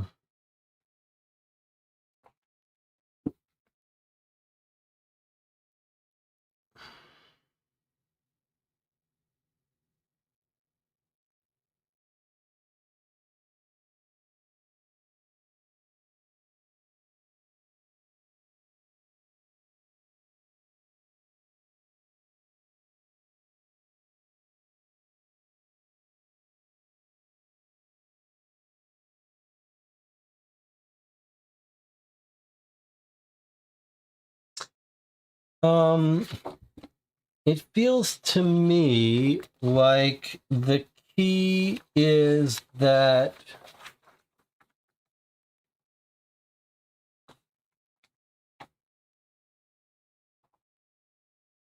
it feels to me the key is that Kenneth says that he was in the bathroom.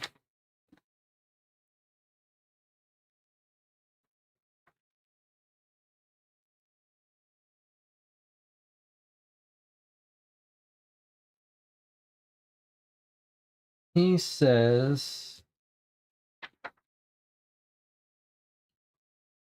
maybe he was hiding something. Did you see him going to the garage? She says, no, I was in the bathroom. I came out and he was already there. At the time, I was sorry I missed it because I thought I'd want to see him get a little something back for being so in your face. Now I feel bad about that. Is it possible that this blueprint is based on the real house, and we should be able to see where the garage is.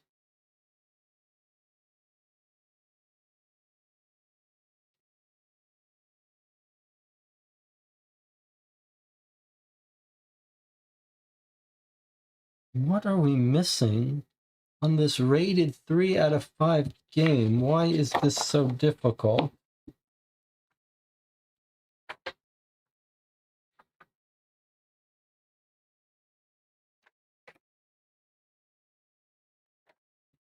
This has to be the key, right? DA. DA has to be the key.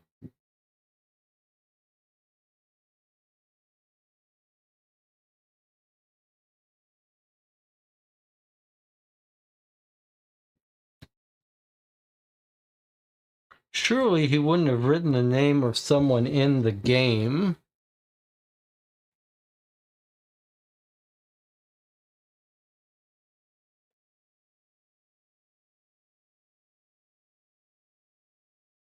But maybe he would. But why would he write Dawn with a lowercase d?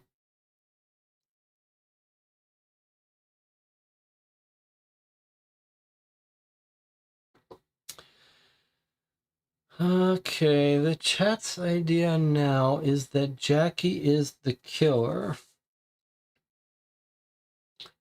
She was Dawn.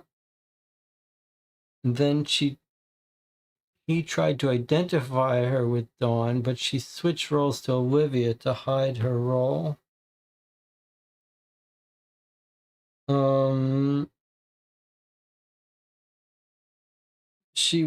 Jackie was Dawn. She is one of the people that has a motive. Not a great motive, let me remind you. She's having an affair with the boss, but she's not married. It's the boss that's married, so he has the real incentive, not her. It would be very weird for her to be writing the name of the character and to be writing it with a lowercase d. That's very weird. But I'm not saying it's impossible. I'm just saying it sure is weird.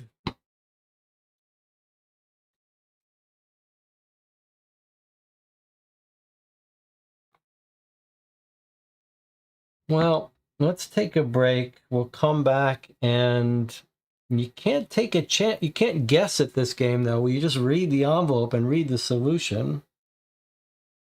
But we could look at hints. It seems to me that there might be a different explanation. Let's take a break. I'll see you in 8 minutes for the conclusion of Game Night Gone Wrong.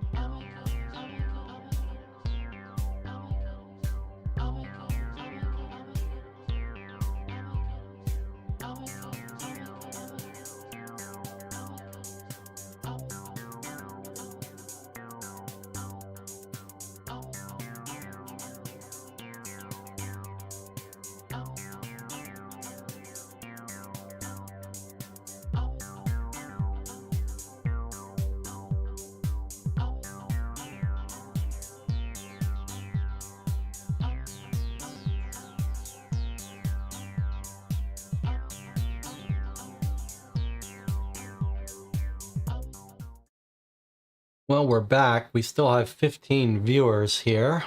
2:17 a.m. I have to confess, I am a bit confused here. The chat seems to think that it's Dawn.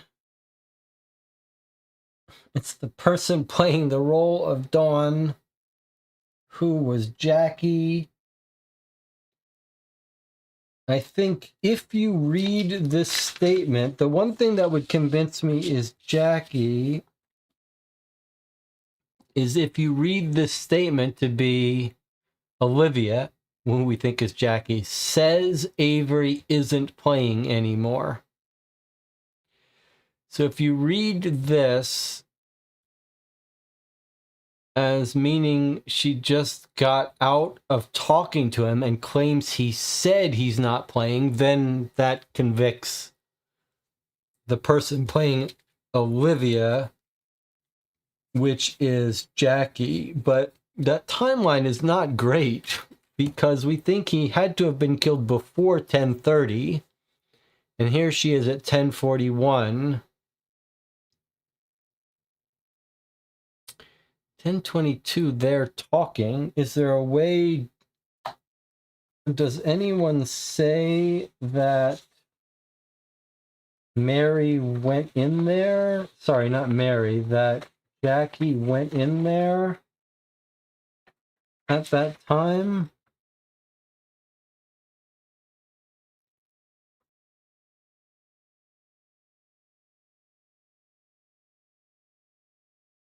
I mean, she doesn't claim he went up. And what about, we know she's talking to Mary. Does Mary say anything about this?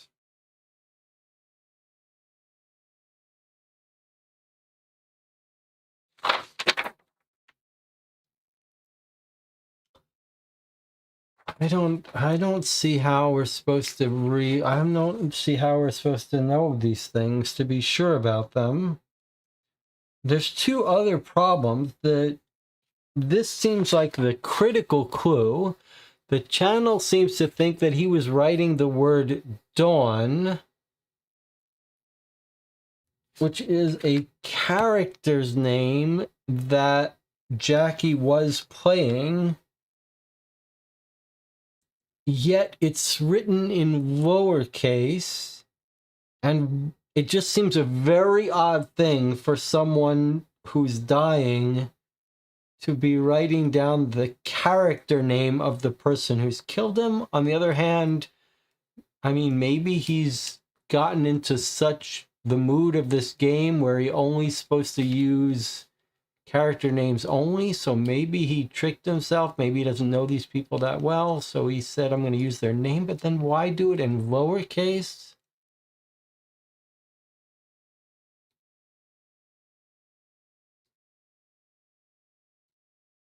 The other thing is how weird it is that Jackie would be the person to kill him. Jackie is the top salesperson. She's not married, for all we know. She was already planning to switch with Mary, unrelated to this. It seems very odd that Jacqueline would kill him. She's got one of the least motives. I mean, yes, she is writing a note saying, I want to see you again at the motel to the boss. You don't kill someone. You could kill someone to cover up having an affair on your wife, but that would be a motive for Rich, not a motive for Jacqueline. Unless Jacqueline's married, but I don't remember Jacqueline being married.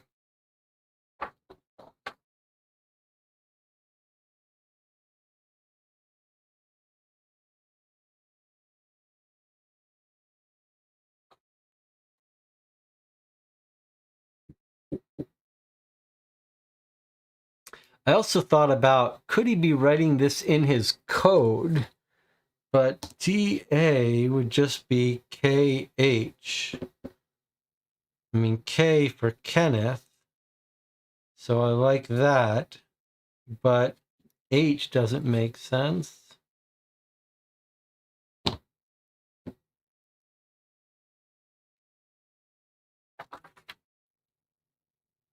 I just don't understand this.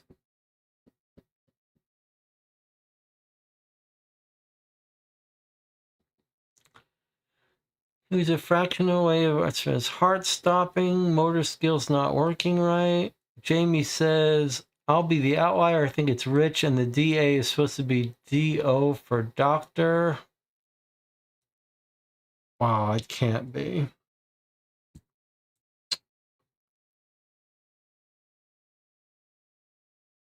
It just can't be. But if he's writing DA, is there anything else that would be DA?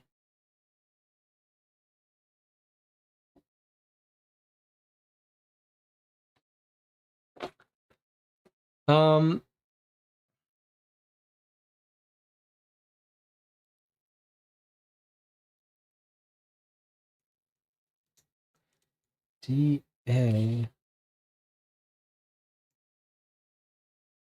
So the other thing that came up that people were asking about is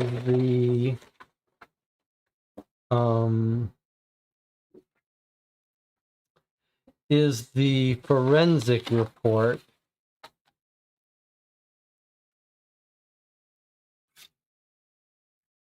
And the forensic report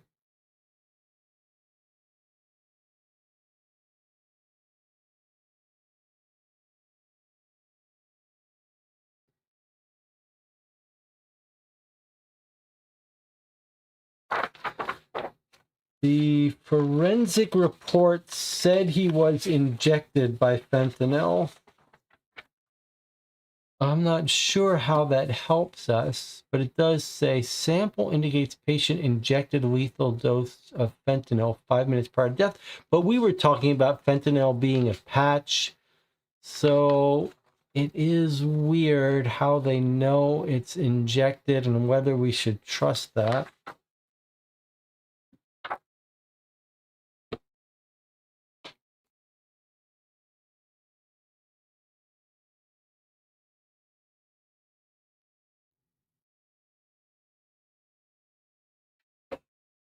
I'm going to propose that we read hints and see if we can... Mary Connor, Jacqueline, particularly by Kynes.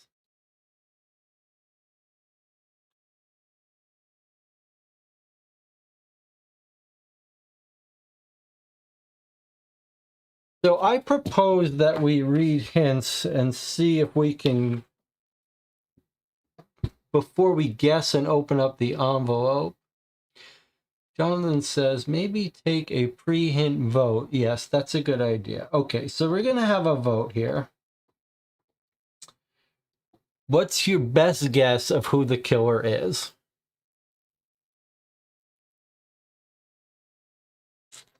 What's your best guess of who the killer is?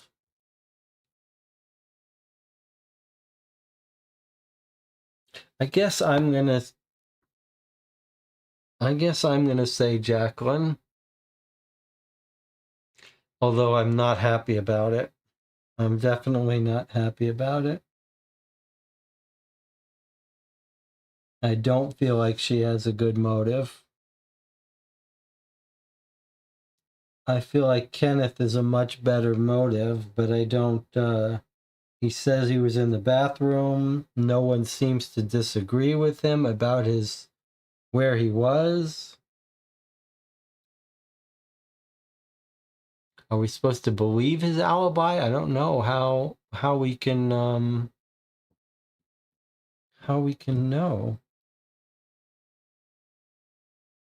It's a very weird. What are we missing?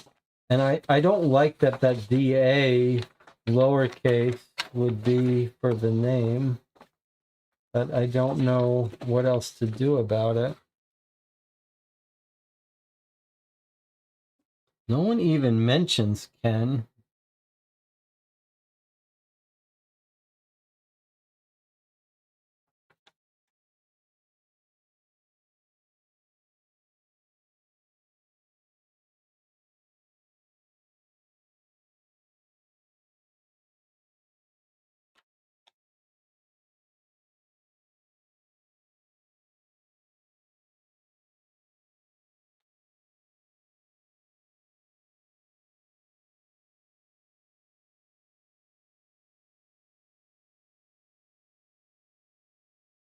All right, well, we don't really have many votes here. We've got, you got to write, I vote for to be recorded, but it seems like everyone's voting for Jackie except for Jamie, who's voting for Rich. No one is voting for Ken.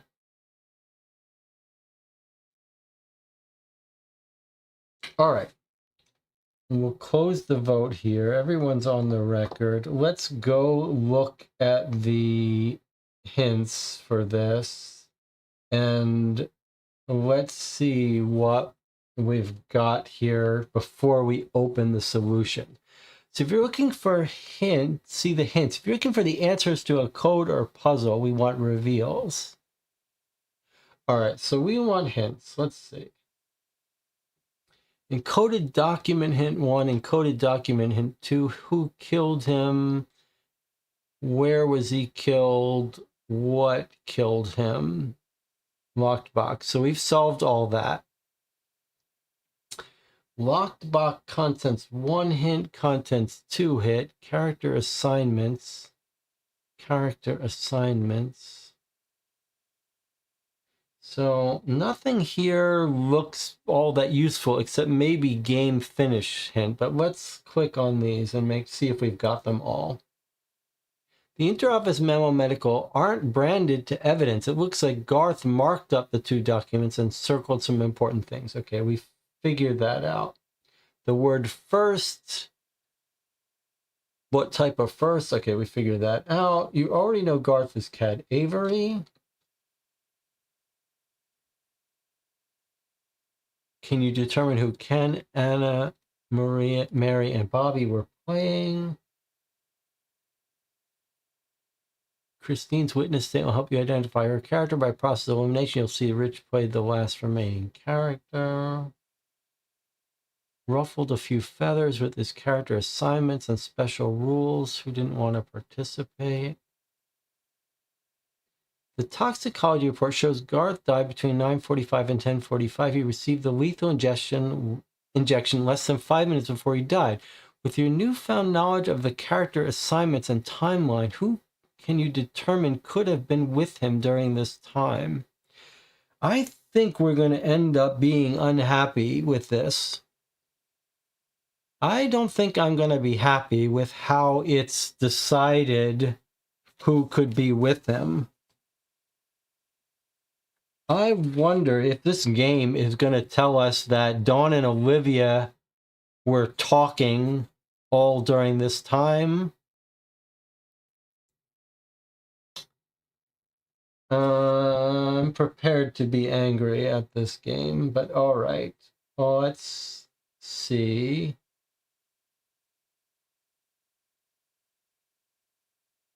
Character assignments reveal. The character assignments are as follows. Olivia was Mary, and so we got all this right, except now they're going to switch, right? Not everyone was thrilled. Some people chose not to participate. How did Jackie plan on making forced participation more enjoyable? This is Jackie and Mary switched. When did this happen? Okay. Jackie and Mary switched characters at 10:22. Okay, the chat figured this out a little bit ahead of time with me.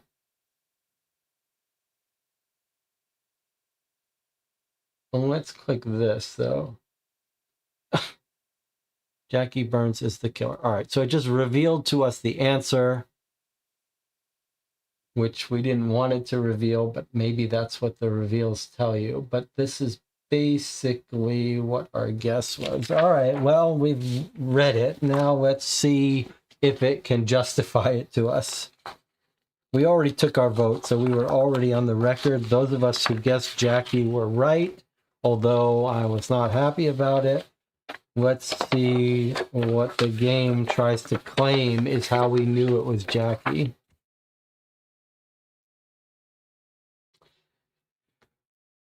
Dear detective, you were right. It was Jackie. She signed into the medical storage the day of the party. That's what Jonathan was pointing out. So she had access to the fentanyl that killed Garth. She was alone with Garth during the time when he would have been injected. That's the part that we do not know. That evidence was not there. She was alone with Garth during the time when he would have been injected. And when you compare everyone's notes, you can tell that Jackie and Mary switched roles, that Garth didn't know that, of course, which is why he started writing Dawn on his itinerary, just as the chat was convinced of and I thought was ridiculous, but sure enough. And about that interoffice memo that Garth walked away, Jackie used the first letter of each word. In message, she and Rich were having an affair. She confessed as much to the police. She said she killed Garth to protect Rich and her own reputation. It all fits. Thank you for solving Garth's murder. I even received an apology from the police. If you ask me, they could use your help more often. As for the rest of the group, I confronted Ken about stealing drugs from the company. Why else would he sign into the storage room multiple times a day? He admitted he has a problem, and I'm going to make sure he gets help. Anna showed up at Garth's memorial. I was surprised to see her, but even more surprised, she started crying. She admitted to me that she finds it really hard to be vulnerable, but Garth's death had made her think about opening up more. Bobby's big creative project, his musical about the life of Millard Fillmore, never got produced. I don't even know if he finished it or not. He's back in sales. Christine started taking dance lessons. Maybe she'll start to feel more comfortable around people. I'm not sure about Rich. After the news broke about what happened, he lost his job, got a divorce, and then lost the custody battle. I saw him on his way out with his box of personals, and he just looked at me and rolled his eyes. Not a word. I can't believe I looked up to that guy. After that, I quit Bio 1. I've got to move on, and I deleted everyone's number from my phone except for Mary. She and I are meeting up next Friday for a cup of coffee, maybe lunch. We'll see. You know, I didn't appreciate Garth when he was alive. He paid the rent, he was kind. Sure, he smelled and acted odd at times, but he was just a little different. I thought he was just the guy I lived with, but really he was the only one looking out for me, truly. He was there for me. He wanted to do right by me. I thought I had a good group of friends, but really I had just one great one. He deserved better. Thank you for your help. All right, now I want to see what this game actually thought, why we should know that she was the only one with her. All right, we got a nice long solution here telling us stuff. Toxicology report shows us he died from fentanyl. Many of them had access to the drug. Shows that Ken and Jackie were in the medical storage room on Friday before the party. Of the group, these two had the most recent access. That's stupid. Who cares if they had access on the day of the party? Maybe if they're taking fentanyl, they could take it at any time. Now, let's see. So he's got two secrets, one against really Rich and one against Ken. All right, so he's got those two. Now, here we go. He learned something scandalous. He knew Rich and Jackie were having an affair. He's going to expose them at the party. That means you can narrow down your list to Ken, Rich, and Jackie. They all had strong potential motives. Fine. Now, timeline. Here we go. The toxicology report states that he died between 9:45 and 10:45. The lethal injection occurred less than 5 minutes before he died. Now, the time-stamped game notes from Cheryl will prove invaluable.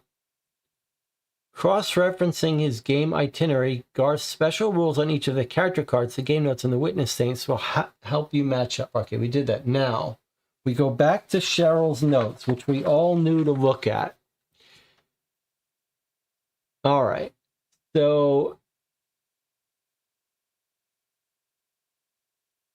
He wrote, scratched out and wrote that Olivia spoke with Avery at 10:41 and he's no longer playing. There we go. This is exactly what I complained about.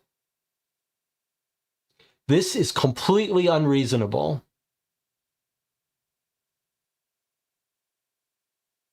It's claiming that Olivia spoke with Avery at 10:41. And we said that if she really did go and claim to speak with him, then we know she's the murderer, because we know he was dead by 10:41. And I said very clearly, if the notes say that she claims to have spoke with him at 10:40, then she's the killer. But the notes don't say that. The notes just say at 10:41, Olivia says Avery isn't playing anymore. That doesn't say that she spoke with him at 10:41. For all we know, she's just making an offhand comment like, hey, I guess Avery's not playing anymore. Or she spoke with him at 10:25, and then at 10:41, during a discussion with Cheryl, with Christine, she said, hey, he's not playing anymore. That is a terrible clue. If that's supposed to convince us that she spoke with him at 10:41, then it should say that. That's really unreasonable. That is really unreasonable.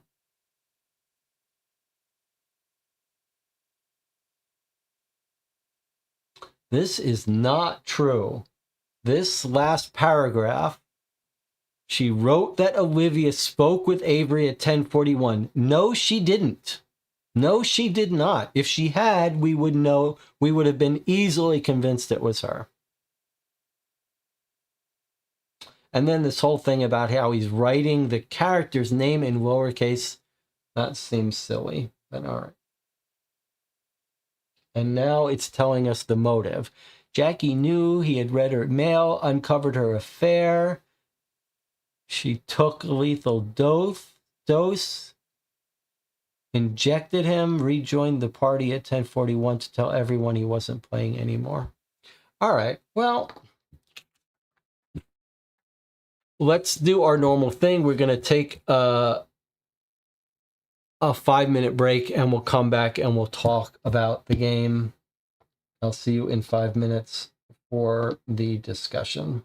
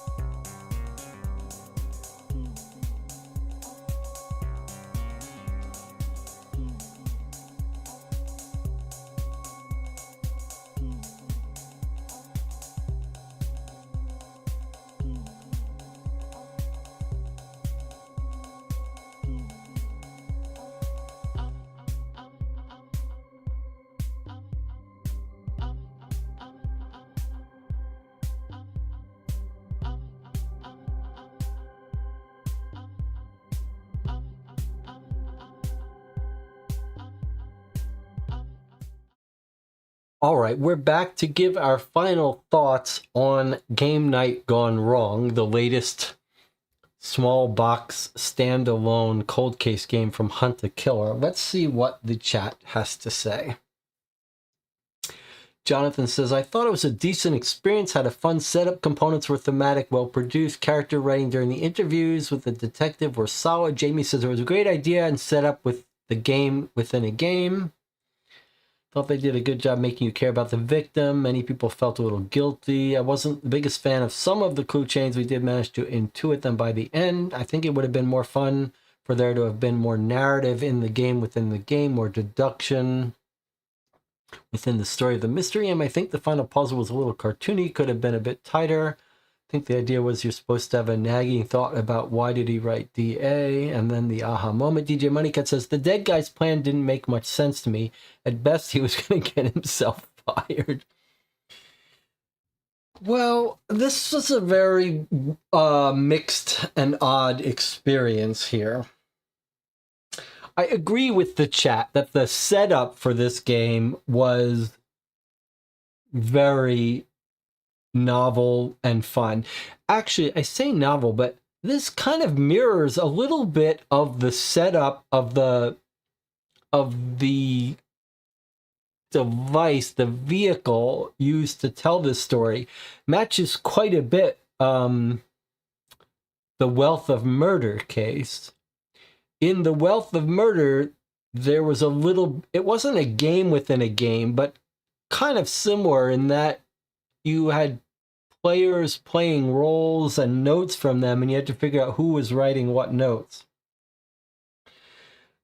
I think this, though, is a wonderful idea. I mean, this was very engaging. This idea that they were all playing roles in this game. It was sort of clear. It was a little bit gimmicky, like figuring out who is who. But as a puzzle, reminds me a little bit also of Deadbolt Mystery Society. Tends to do this kind of thing. But these are very cute. And a little bit of constraint satisfaction, like figuring out who is who. And it had a little extra twist about these two players switching roles. And I feel like that was meant to be the real aha moment. Figuring out when the two swapped roles, and the channel was much more in tune with that than I was, picking out that this is when they switched roles. And that was a clever little element. And it was actually very cool idea that we have to solve both murders, the fictional in-game murder, in order to get the documents to solve the final murder. That's a very clever idea and was kind of cool. It left us in this moment of like, how do we solve this part of the murder? But I think the problem comes in that both murders were felt a little broken. In the first case, that little ice pick thing, actually, that was kind of cool because the chat, Jonathan pointed out, hey, he's got blood on his shirt. He had to have taken a chest wound. That reduces the murder weapons. And then seeing the note on the refrigerator, that was pretty cool. But then using the red filter to see the blueprint and the body in the office, that felt a little unnecessarily like it's just making us do work for no real deductive reason. And then convincing ourselves that it was Olivia felt like we weren't really sure. We didn't have great evidence for it. It just seemed the most likely. But then there's two big problems, I think, with this final blaming of Jacqueline, or several problems. The first of all, I really think this is a terrible decision here to make this line so ambiguous. And to have us say what we said when I read this, I said very clearly, if this line is meant to tell us that the person playing Olivia, Jackie, went in and came out at 10:41 and said this guy told her he's not playing, then we know the answer. Like, you cannot have a puzzle where the people playing says, if this was better written, then we know the answer, but because it's so terribly ambiguously written, we know nothing. That is a horrible mistake. And you can see there's some real miscommunication between this document and the website, which seems to say that it's very clear that she's claiming at 10:41 that she spoke to him, whereas the actual document says nothing of the sort. That's a mistake. That is a critical error in the production of this game.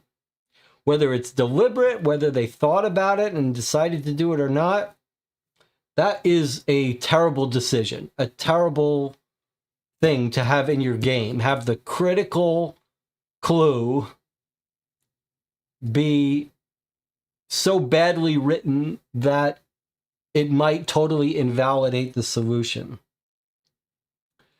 The other thing that's unsatisfying about the solution is psychologically it seems to make no sense. You've got the top salesman who really is, it's clear that she really is the top salesman. She says, you could imagine, hey, maybe she's having this affair and getting her money because of the affair, and it's all fake. But no, it says very clear. She says, I'm about close to beating my numbers. So she's a great salesperson. She's having an affair with the married boss. And we're supposed to believe she is going to inject someone with fentanyl and kill them to protect her boss that she's having an affair with, who's married, even though she's not married. She's not even not only is she not breaking any laws, but she's having an affair with a married man. Probably be better for her if her boss gets caught having an affair. Then he gets the divorce and she gets him. The idea that she would kill someone, steal fentanyl, you inject someone with fentanyl, the odds are that he's going to come running out of that room and say, this crazy bitch just injected me with something. So it's bizarre that she would be the one with the motive to kill him.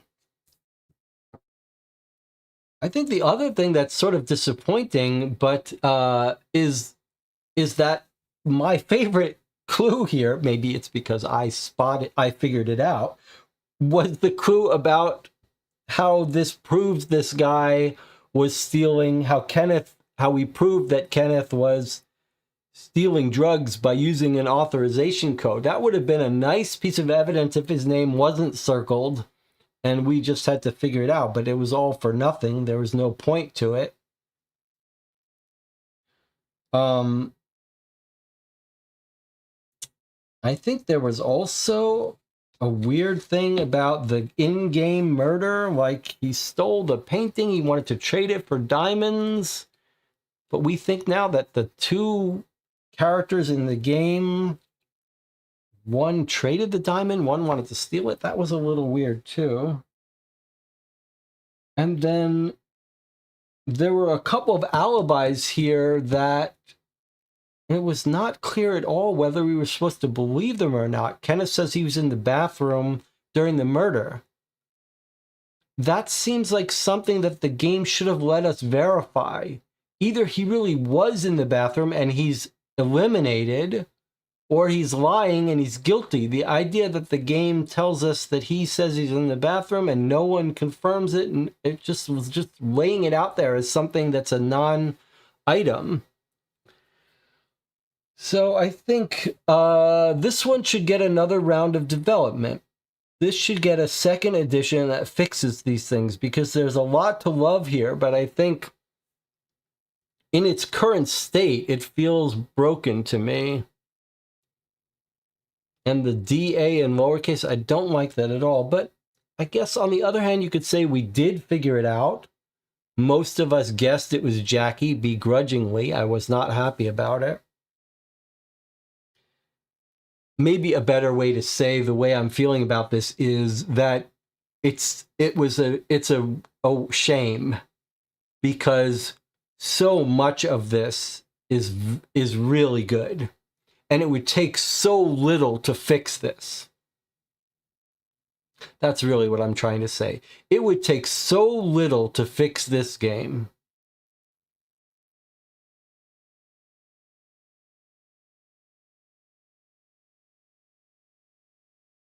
You just have to have this be clearer about what it's saying. Olivia came out of the garage saying Avery told her he doesn't want to play anymore. That would solve that. Give her a better motive. Maybe you make her the married one.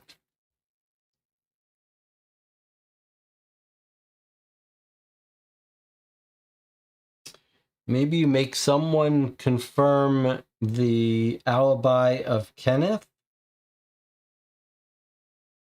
I don't think it would take too much to make this a great game. Had potential to be 2 games in one, needed to be more fleshed out. We didn't read the hints about Mrs. X on the site for any clarification we missed. Yeah, I suppose if you're curious about how we could have solved the first one, a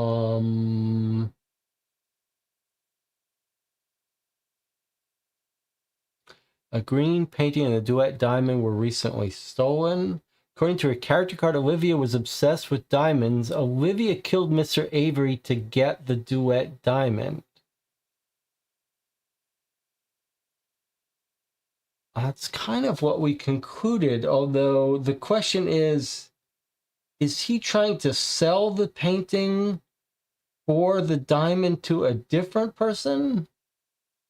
Like, it doesn't feel like it's explaining that. I agree to your payment, the duet.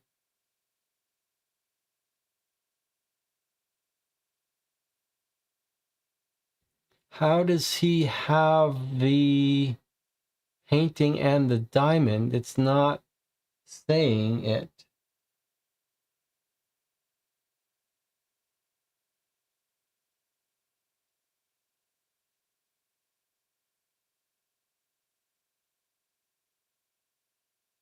There is no explanation for who's Mrs. X.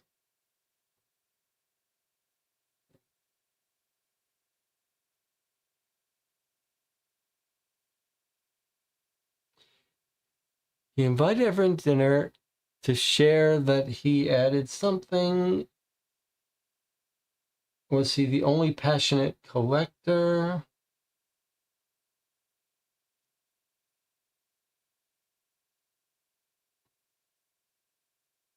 It feels like they just gave up on that.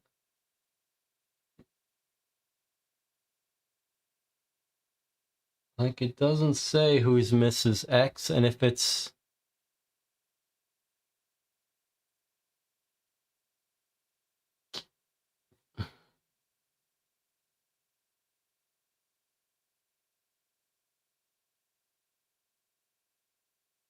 No explanation.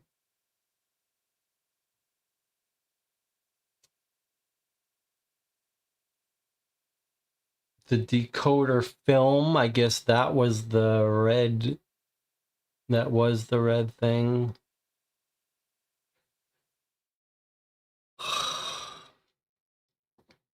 That's a bit disappointing. What do you think about the difficulty rating? Yeah, I guess I would mark this a little higher, but it's sort of not more difficult in a fair way. It's difficult in a unfair way.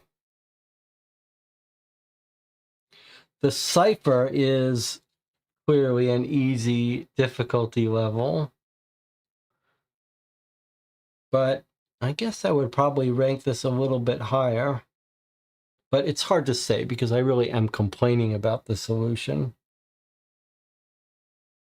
All right, well, we've gone on long enough discussing the game. A little bit of a letdown. Boy, what a promising game. It's just a shame that they didn't spend a little more time tweaking it.